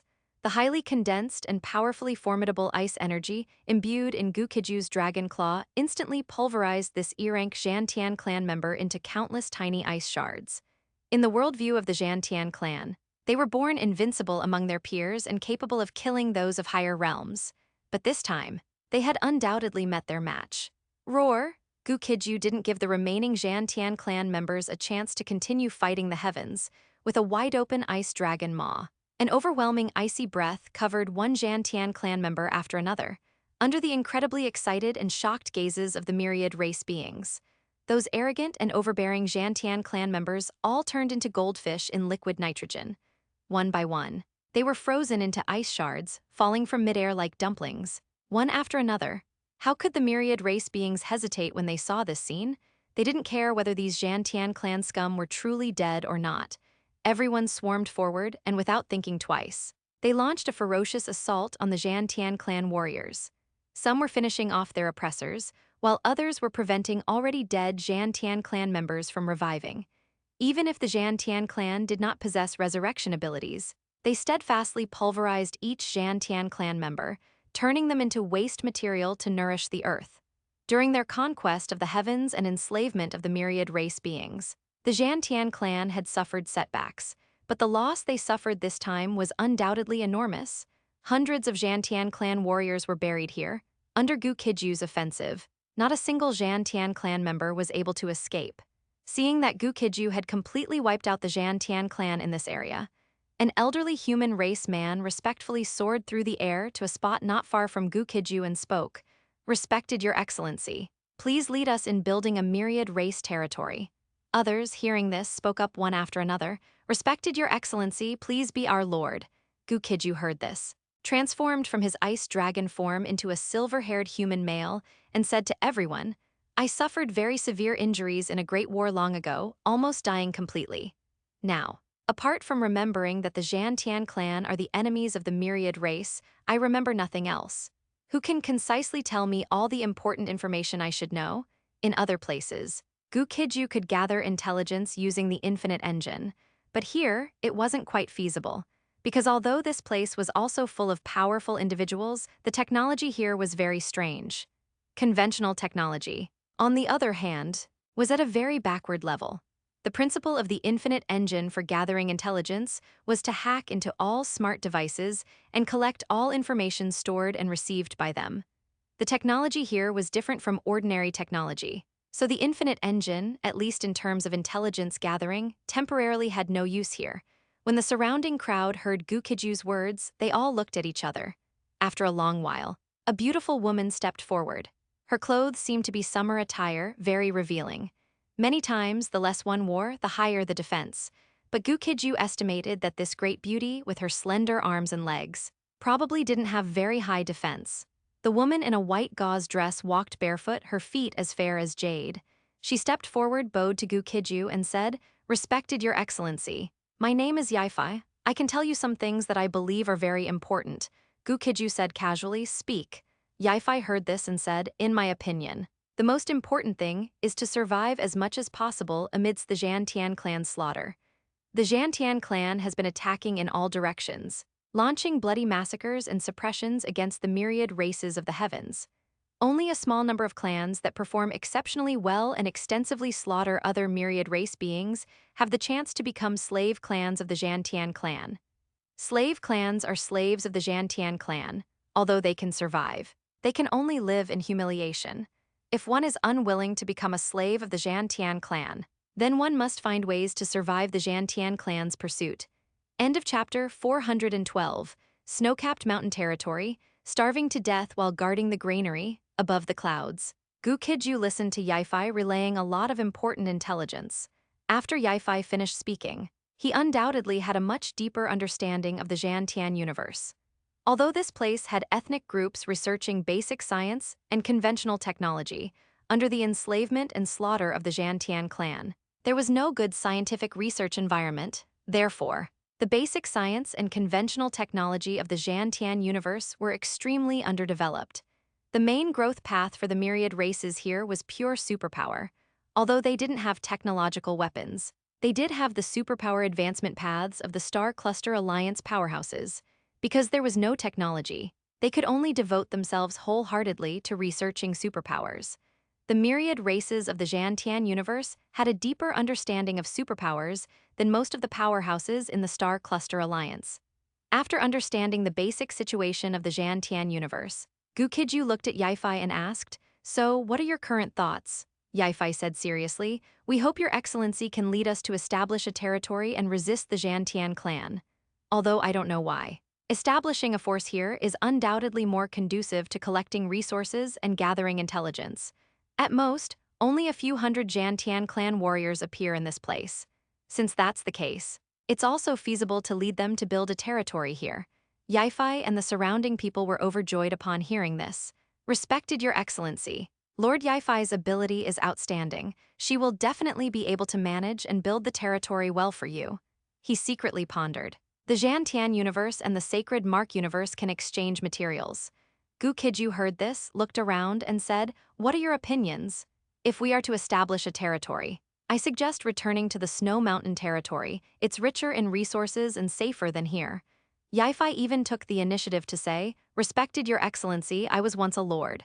"That's right. I was once a citizen in Lord Yifei's territory." Everyone spoke one after another, expressing their views. Although the Zhantian clan is powerful and terrifying, this is already the border wilderness of the Zhantian universe. If Your Excellency is willing to lead us to establish a territory, we will definitely be able to gain a foothold in this place.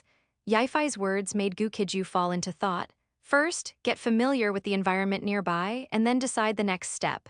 The last to speak was an old man. His strength also D-rank. The situation in other places is temporarily unclear, but this place seems to be full of a high-grade material. With this plan in mind, Gu Qijue immediately said to Yifei, "All right. But what do I need to do? I just don't know why the beings of the Zhantian universe don't use local materials to forge weapons. Under your protection, I can manage and build the territory for you." Although he was also D-rank, his strength couldn't compare to Gu Qijue's Ice Dragon clone. If he were to encounter Gu Qijue's main body, he would be instantly killed in a single encounter. Gu Qijue had already noticed that the people here were mainly led by 3 individuals. One was Yifei, another was Horn, and the last was a middle-aged burly man. This middle-aged man had extremely fierce and gloomy eyes, and he was mostly taciturn, lost in thought. Yifei agreed with Horn's suggestion. She also said to Gu Qijue at this moment, "Respected Your Excellency, the Snow Mountain territory is indeed a very good place. Should we go there to establish a territory?" Since both Horn and Yifei thought that place was good, then going to the Snow Mountain territory to establish and develop was, of course, no problem. Gu Qijue nodded slightly and said, "Let's go." Upon hearing this, everyone was very happy. It seemed that their new lord was not only powerful but also easy to talk to. Such a lord was truly a rare find. Most of the time, many lords' strength was mediocre, and their tempers were very volatile. Gu Qijue followed everyone and soon arrived at the so-called Snow Mountain territory. This place was covered in ice for 1,000 miles and snow for 10,000 miles, with nothing but a silvery landscape and endless white snow. Among the mountains, there were some scattered building complexes hidden. Some buildings were relatively intact, but more were just broken walls and ruins. When everyone arrived here, Gu Qijue said to Yifei, "For the next period, you will be responsible for leading everyone to build and manage the territory. If you manage it well, you will be in charge of this long term. Otherwise, someone else will take over." Yifei bowed and said, "Please rest assured, my lord. Yifei has always managed territories in the past and developed them very well." Gu Qijue smiled. "Then I'll wait and see. I hope you can give me a surprise after some time." Yifei smiled sweetly, her voice melodious and pleasant, saying, "I think even if my performance doesn't surprise my lord will definitely be satisfied. Also, may I know my lord's name?" Gu Qijue thought for a moment and decided not to hide his name. Anyway, no one here would recognize him. He said indifferently, "Gu Qijue." Yifei bowed again, saying, "My lord, I've noted it down. If my lord has no other instructions, I will go down now and organize everyone to build the territory." "Wait a moment. I have another question for you." Gu Qijue stopped Yifei. He still had an important matter to deal with. Yifei respectfully asked, What does Lord wish to know? Gu Qijue bent down and picked up a stone at Yifai's feet. Yifai had been a bit nervous just now. She wasn't wearing shoes and had been walking on the ground with her feet wrapped in energy. Or simply flying. When Gu Qijue bent down to pick up the stone, she thought he was going to do something to her, so she was inevitably a bit nervous. It turned out she was overthinking, although she was very beautiful. Weren't there too many beauties among the myriad races of the Zhantian universe? With Gu Qijue's powerful strength, he had probably long grown tired of all kinds of beauties. Even though her appearance, figure, and temperament were all outstanding, Gu Qijue wouldn't be taken with her so quickly.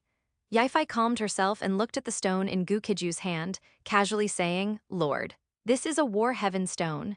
War Heaven stone is one of the most common types of stone in the Zhantian universe. Why does Lord ask about this?" When Gu Qijue heard this, he was dumbfounded. He thought he had stumbled into a treasure vault by luck, which was why everything he saw was gold bricks. But now Yifai was telling him that War Heaven stone was one of the most common stones in the Zhantian universe. In other words, this resource with an incredibly high value was everywhere in the Zhantian universe. Moreover, the super high value of this material was assessed by the Infinite Engine, not his own subjective judgment. End of chapter 413. Gu Qijue was certain that he hadn't misheard. Gu Qijue was certain he hadn't misheard. Yifai said that War Heaven stone was everywhere in the Zhantian universe. He immediately continued to ask, "This type of stone possesses extremely high strength. Why don't you use it to forge weapons?" Upon hearing this, Yifai immediately looked at him as if an earthling was looking at an alien. Her lips parted wide, as if she could stuff a goose egg inside, and she stared at Gu Qijue in utter astonishment. After being stunned for a good while, Yifai finally said, "Lord, have you forgotten that this material cannot be used? Although War Heaven stone is extremely strong, it cannot be melted or shaped. Even using massive amounts of energy can completely destroy War Heaven stone, but it still cannot be utilized. Throughout history, countless individuals from the myriad races of the heavens have been interested in War Heaven stone, but none have been able to utilize this material. Currently, those who use War Heaven stone as weapons generally search for naturally occurring War Heaven stones with unique shapes and use them directly as weapons." After speaking, she followed Gu Qijue's instructions and arranged for everyone to develop and construct the territory. This made Gu Qijue realize that an immense fortune had just dropped into his lap again. The Zhantian universe didn't have it, but he did. He could prepare large amounts of Tier 3 Taiyan solution at any time in the Sacred Mark universe, using the Sacred Lion Secret Scroll as a bridge. These War Heaven stones completed the transfer of matter between the Zhantian universe and the Sacred Mark universe. In the past, she had always been the lord of a territory. Developing and constructing a territory was already an extremely familiar task for her. Apart from having extremely high strength, such weapons have no other advantages. Yifai, however, had no idea what Gu Qijue was thinking. She was still wondering what kind of severe injury Gu Qijue had suffered previously. Judging by Gu Qijue's current performance, it seemed he had forgotten everything except how to fight. There was only one explanation. The Sacred Mark universe either had no War Heaven stone or only a small amount of it. In the Zhantian universe, War Heaven stone was everywhere, and the Tier 3 Taiyan solution used to refine War Heaven stone was not particularly rare either. However, the Zhantian universe did not have Tier 3 or higher Taiyan solution. After Yifai left, Gu Qijue immediately controlled his Ice Dragon clone to collect a large amount of War Heaven stone from the surroundings, because it cannot be shaped or forged, and cannot be refined by any means. But the Infinite Engine stated clearly that using Tier 3 or higher Taiyan solution could melt, purify, and shape War Heaven stone. Commercial activities emphasize maximizing profit and minimizing cost. Gu Qijue didn't let Yifai continue pondering, but instead said to her, this meant he could obtain a material with explosively high strength at a virtually negligible cost. Thinking of this, Gu Qijue's Ice Dragon clone couldn't help but let the corners of its mouth curl up. Yifai bowed slightly and respectfully said, "As you command, Lord." "Yifai, you may go now. If you encounter any trouble, just come find me." "Your lord?" Gu Qijue truly hadn't expected the reason to be this. Gu Qijue then issued a cultivation command to his Ice Dragon clone. Then his consciousness returned to his main body. His main body didn't linger at the Golden Lion King ruins, but returned to the head of state cultivation area on Heavy Cold Star. Heavy Cold Star. Head of state cultivation area. The main structures here included the head of state residence, the head of state cultivation Dao Field, the Infinite Intelligent Manufacturing Center, and the Sacred Mark Base. The head of state residence was where Gu Qijue and his relatives lived. Although it had been a long time since he had favored his harem, he wasn't the type to finish his business and then deny responsibility. Currently, Jai Yinyu and the others were all living in their respective residential areas within the head of state residence, enjoying a privileged life while diligently cultivating and improving. The head of state cultivation Dao Field was where he went to cultivate and advance. It integrated a large amount of cutting-edge technology from Infinite Technology, which was very helpful for cultivation and advancement. As for the Infinite Intelligent Manufacturing Center, it was the place where Infinite Technology produced and manufactured various black technology products. The Sacred Mark Base was AI's territory. He generally wouldn't disturb that aloof woman unless necessary. The place Gu Qijue arrived at this time was precisely the Infinite Intelligent Manufacturing Center. He and the Shadow Bone Dragon appeared directly here via an ultra-long-distance space jump. Of course, this was because both he and the Shadow Bone Dragon had access permissions. Even if other creatures possessed the Shadow Bone Dragon's capabilities, they could not directly jump into this location via spatial leap. After Gu Qijue revealed his figure, he casually said, "Prepare some Tier 3 Taiyan solution and conduct research and analysis on these War Heaven stones." As soon as he finished speaking, numerous bowling ball-sized floating robots flew over.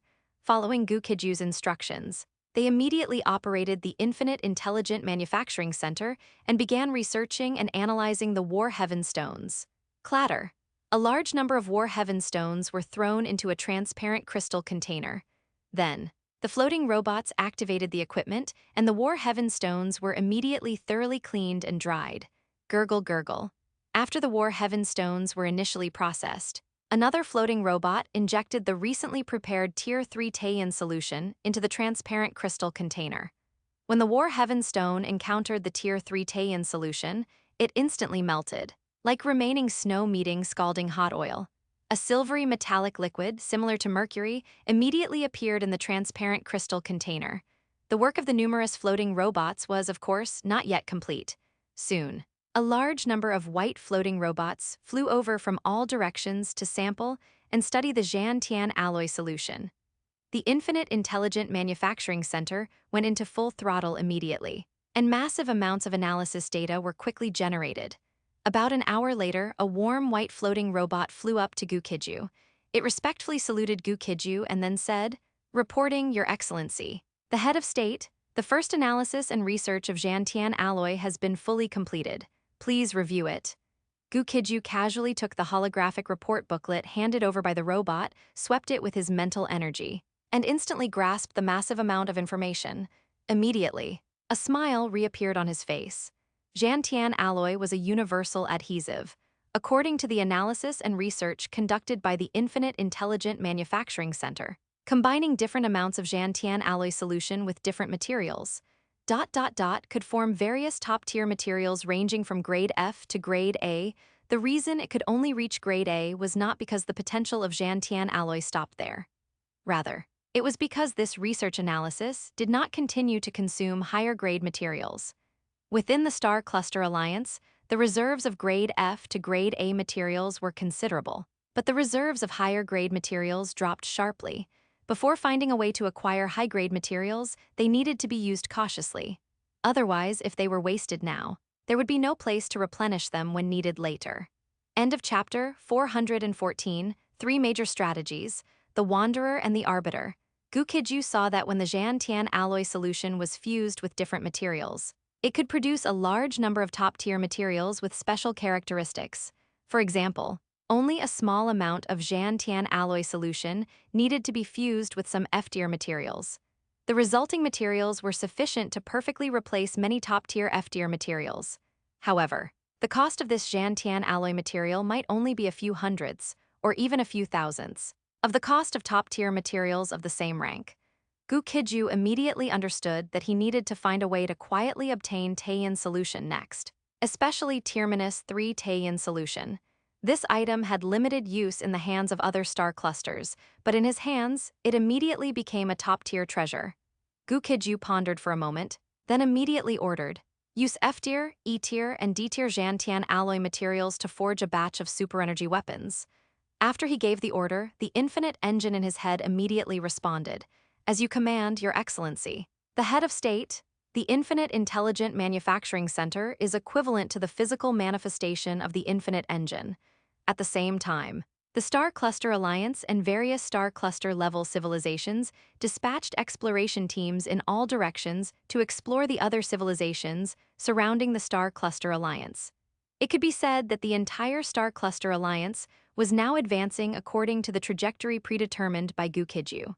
Finally, the Star Cluster Alliance and various Star Cluster civilizations began expanding outward instead of engaging in internal competition. It was simply that the Infinite Empire shared a great deal of power for these three major strategies. This made the entire Star Cluster Alliance unprecedentedly united and allowed it to develop prosperously. The Star Cluster Alliance is currently still developing steadily according to the original strategy. All parties within the Star Cluster Alliance contributed some resources and technology to develop the Star Cluster Alliance headquarters. He was preparing to fully dedicate himself to external development and exploration after completely sweeping the Golden Lion King ruins clean. However, direct manufacturing using the Infinite Engine was extremely energy-intensive. By utilizing the Infinite Intelligent Manufacturing Center to create these super-energy weapons, the costs could be compressed to the maximum extent. As for the outward expansion activities in various directions, they were basically able to break even. Therefore, the people outside were unaware that Gu Qijue had not participated in these matters. Even if a star cluster was running a deficit, it could still receive a certain degree of support and assistance from the Star Cluster Alliance, although these super-energy weapons could be manufactured directly using the Infinite Engine. The construction of the Star Cluster Alliance headquarters provided many benefits to all Star Cluster civilizations. The existence of the Star Cluster Alliance headquarters allowed everyone to share a large amount of technology and obtain various weapons and equipment for external development at low prices, while Gu Qijue was manufacturing various weapons and equipment of the Zhantian series. The Star Cluster Alliance and the Zhantian universe were also undergoing their own changes.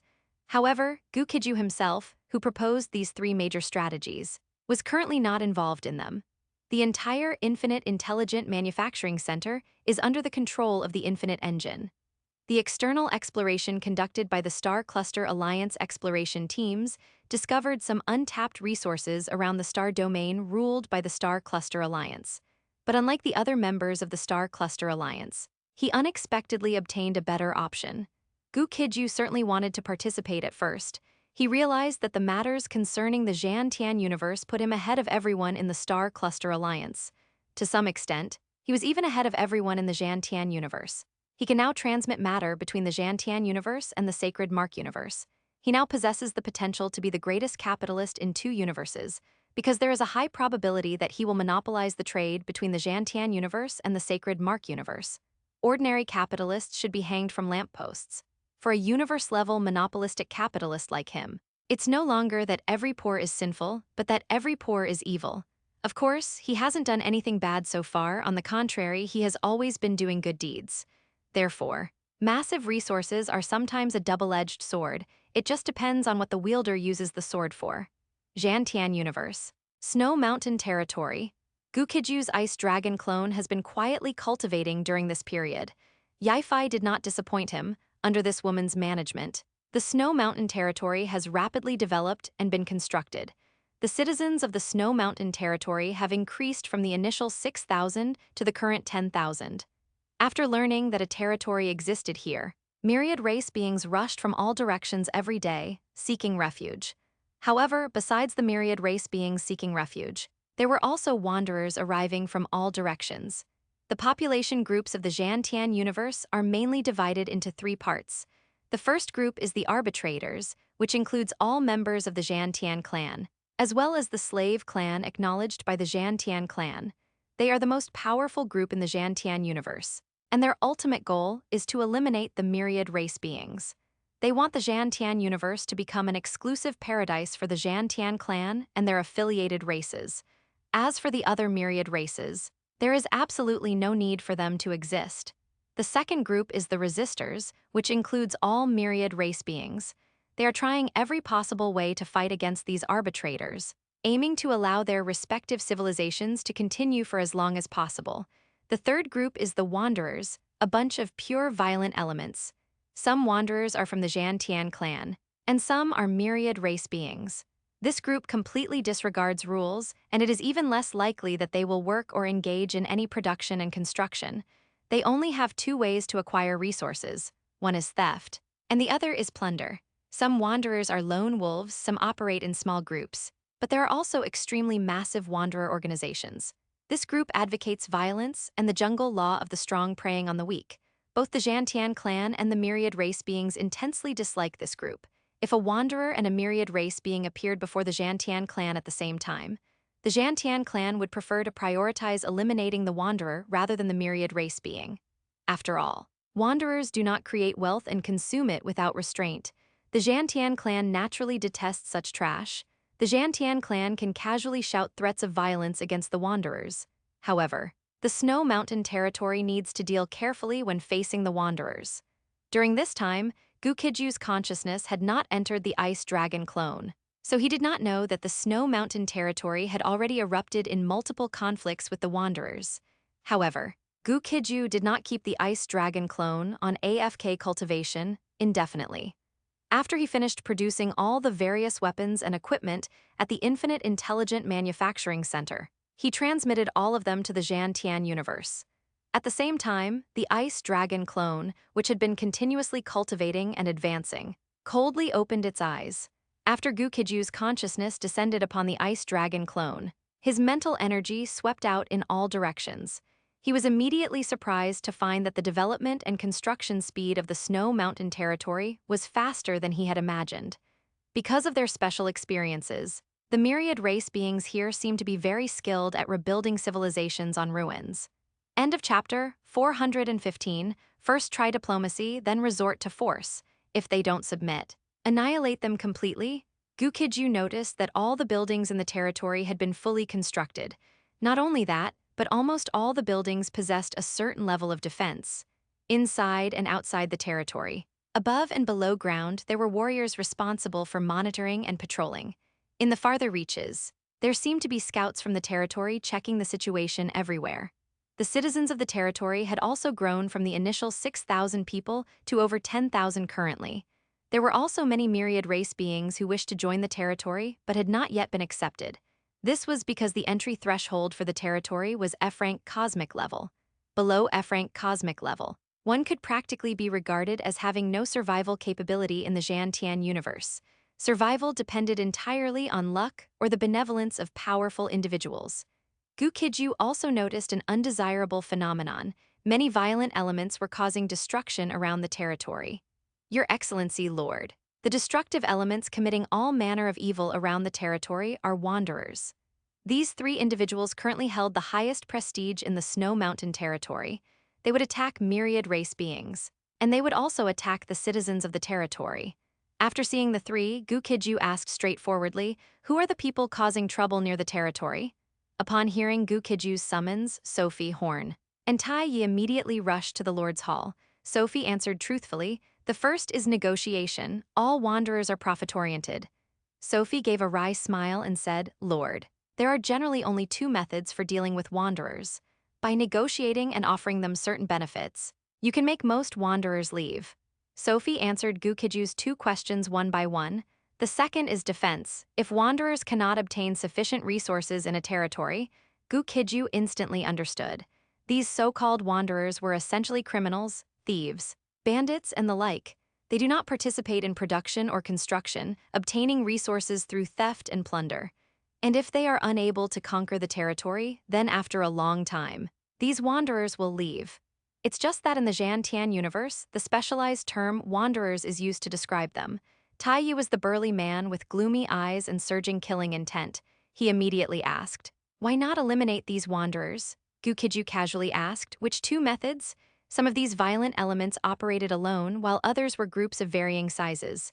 Also, why are there so many people coming to the vicinity of the territory who haven't been accepted?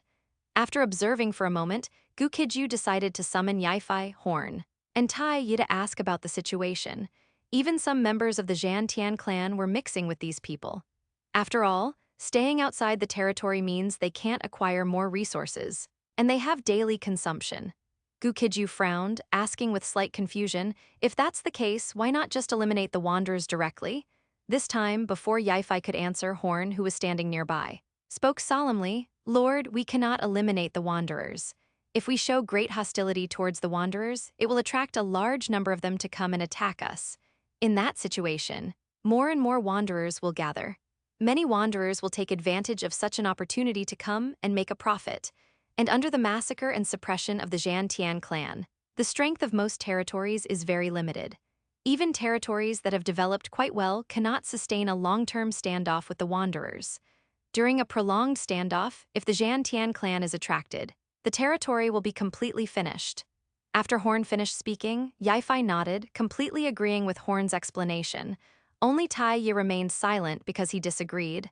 Although he disagreed, he didn't have any better ideas, so he could only remain silent. Taiyi was silent, but Gu Qijue was not. He had no intention of compromising with the wanderers. What he said next left Yifei, Horn, and Taiyi dumbfounded. From now on, the Snow Mountain territory will only have 2 measures when dealing with wanderers. These 2 measures can be summarized in 4 characters: diplomacy first, force later. When wanderers appear, the first thing we do is ask if they are willing to be incorporated. If they are willing to be incorporated and undergo transformation, we will let them become warriors of the territory. If they are unwilling to be incorporated, we will eliminate them all completely. Yifei and Horn quickly shook their heads. Yifei worried that Gu Qijue would act rashly and earnestly advised, Lord, this won't work. Horn also spoke up, Lord, to be honest, most territories this old man has been in before were destroyed because they failed to properly manage their relationship with the wanderer groups. That is why this old man is so cautious when dealing with wanderers. What Yifei and Horn didn't expect was that Taiyi actually spoke up. Your Excellency, Lord, I agree with your view, because my wife, children, and all my other relatives died at the hands of wanderers. Therefore, if the Snow Mountain territory is going to wage war against the wanderers, I am willing to be the vanguard. However, I cannot guarantee that this is a good choice. Yifei and Horn were practically fainting from anger at Gu Qijue and Taiyi. It was understandable that Gu Qijue, currently in a state of amnesia, didn't know how formidable the wanderers were. Taiyi was quite clear about the true nature of the wanderers. Yet, at this moment, Taiyi was acting as recklessly as Gu Qijue. The Snow Mountain territory was developing well now, and as long as Gu Qijue didn't mess things up, it would become a paradise for many people in the future. However, it was impossible for Gu Qijue to concede to the wanderers. Of course, Gu Qijue did not state his views directly, but instead took out 3 equipment boxes. Seeing the 3 equipment boxes, Yifei asked doubtfully, Are these spatial treasures? What is contained within these 3 spatial treasures? Gu Qijue didn't keep them guessing and opened the first equipment box. Clatter, immediately. 100 pieces of top-tier F-rank weapons and top-tier armor dropped out. Gu Qijue did not immediately bring out nanite mecha, nor did he even bring out firearms, because the superpower weapons used by Yifei and the others were currently cold weapon types. Yifei, Horn, and Taiyi, of course, all knew quality goods when they saw them. After carefully examining them for a moment, they were completely certain that these were excellent items, even the best of the excellent items. Among the 3, Horn was undoubtedly the most knowledgeable about weapons and equipment. The reason was simple. He was a blacksmith, and he possessed the ability to forge D-rank weapons and equipment. After careful observation, Horn stated decisively, These are the most top-tier F-rank weapons and armor. These weapons and armor will be very useful to the Snow Mountain territory. End of chapter 416, A Decisive, Iron-Fisted Decision, War on the Wanderers. Yifei knew that Horn was a weapons expert, since Horn gave such a high evaluation to the weapons and equipment Gu Qijue presented. The weapons and equipment Gu Qijue produced were clearly extraordinary. Yifei looked at the other 2 boxes and asked curiously, Lord, are there a total of 300 pieces of top-grade F-rank weapons and armor here? Horn and Taiyi looked toward Gu Qijue at this moment. Gu Qijue shook his head and continued to open the other 2 spatial devices, which Horn and the others referred to as spatial treasures. Clatter! Exactly 100 pieces of top-grade E-rank weapons and exactly 100 pieces of top-grade D-rank weapons appeared before Yifei, Horn, and Taiyi at this moment. Upon seeing this scene, the 3 of them were truly shocked. They truly hadn't expected such a situation to occur. However, Yifei, Horn, and Taiyi had still underestimated Gu Qijue. immediately. Under the incredibly shocked gazes of Yifei, Horn, and Taiyi, he raised his hand and waved. The next moment, counting the initial 3 boxes, there were exactly 300 boxes here. Then he looked at Gu Qijue and asked, "Lord, are these the preparations you made to confront the Wanderers?" D-rank warriors were different. Warriors of this level were already considered upper-tier combat power on the battlefields of the border regions of the Zhantian universe. Although the 3 of them, Yifei, Horn, and Taiyi, couldn't know why Gu Qijue possessed so much top-tier weapons and equipment. 10,000 pieces of top-grade D-rank weapons could arm 10,000 D-rank cosmic-level warriors.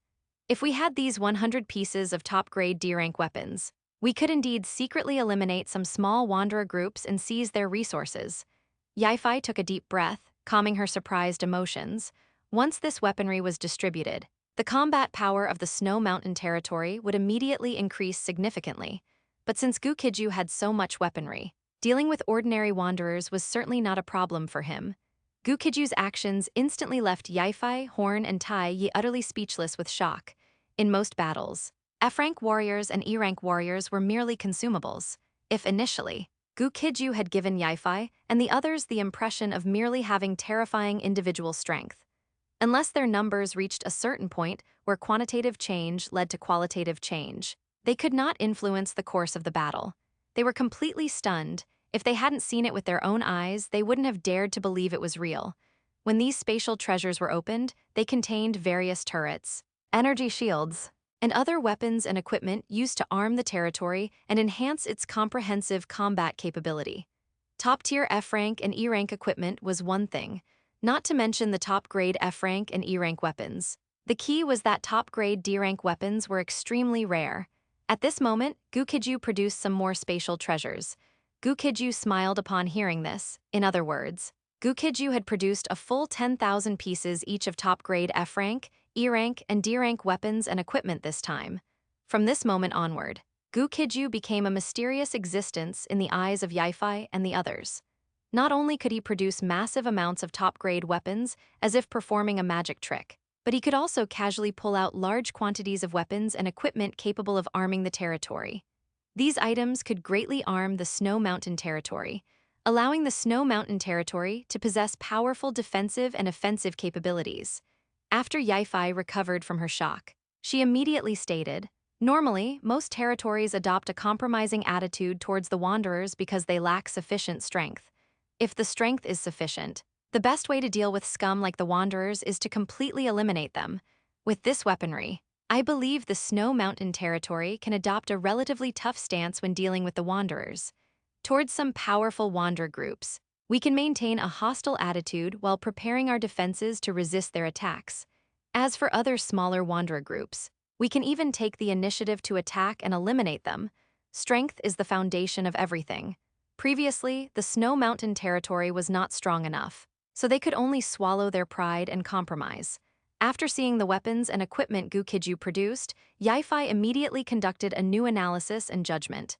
After Yifei finished speaking, the seasoned and steady Horn also nodded. Horn said, "Lord, I agree with your previous decision." Since Yifei and Horn had no objections, Taiyi certainly didn't either. Gu Qijue nodded and said, "Good, if that's the case. Gather everyone and announce our decision." The Snow Mountain territory currently had over 10,000 people. Everyone's mood recently had been very anxious. The advantage of this territory was that their lord, Gu Qijue, was extremely powerful. Furthermore, the 3 people in charge of the territory were also very capable. Yifei was once an excellent lord, possessing rich management experience. Horn was seasoned and steady, and also an extremely excellent blacksmith. Taiyi's reputation was, in some ways, greater than Yifei's and Horn's. This was because Taiyi initially specialized as a hunter who killed wanderers. Many people had suffered harm from the wanderers, so a group quickly gathered around him. This group joined him, specializing in hunting wanderers. Originally, the combination of Gu Qijue plus the 3, Yifei, Horn, and Taiyi was seen by many as a dream team. However, currently, more and more wanderers were gathering around the Snow Mountain territory. The Snow Mountain territory was facing its first difficult test. Now, the citizens of the Snow Mountain territory not only dared not leave the territory easily, but they also didn't dare to let down their guard even within the territory. They were worried that the wanderers might suddenly break into the territory and harm them. After hearing Gu Qijue's order to gather everyone, the people of the Snow Mountain Territory immediately assembled in a large open space within the territory. This place was extremely spacious, let alone 10,000 people. It could accommodate 100,000 or even several 100,000. After most of the Snow Mountain Territory's people had arrived, Gu Qijue began to speak. During this time, Gu Qijue's ice dragon clone had been in seclusion cultivating. The ones who usually appeared before the public were primarily Yaifai, followed by Horn and Tai Yi. Although everyone knew Gu Qijue was the lord of the Snow Mountain Territory, many people lacked sufficient understanding of him. After gathering in this place, everyone began to ponder internally. What was Gu Qijue planning to do by summoning everyone here this time? Gu Qijue did not make everyone wait long, nor did he intend to keep them in suspense.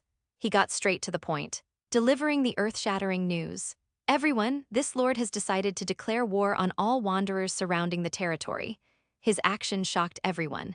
Much like the Qing officials were shocked when Empress Dowager Cixi declared war on the 16 nations.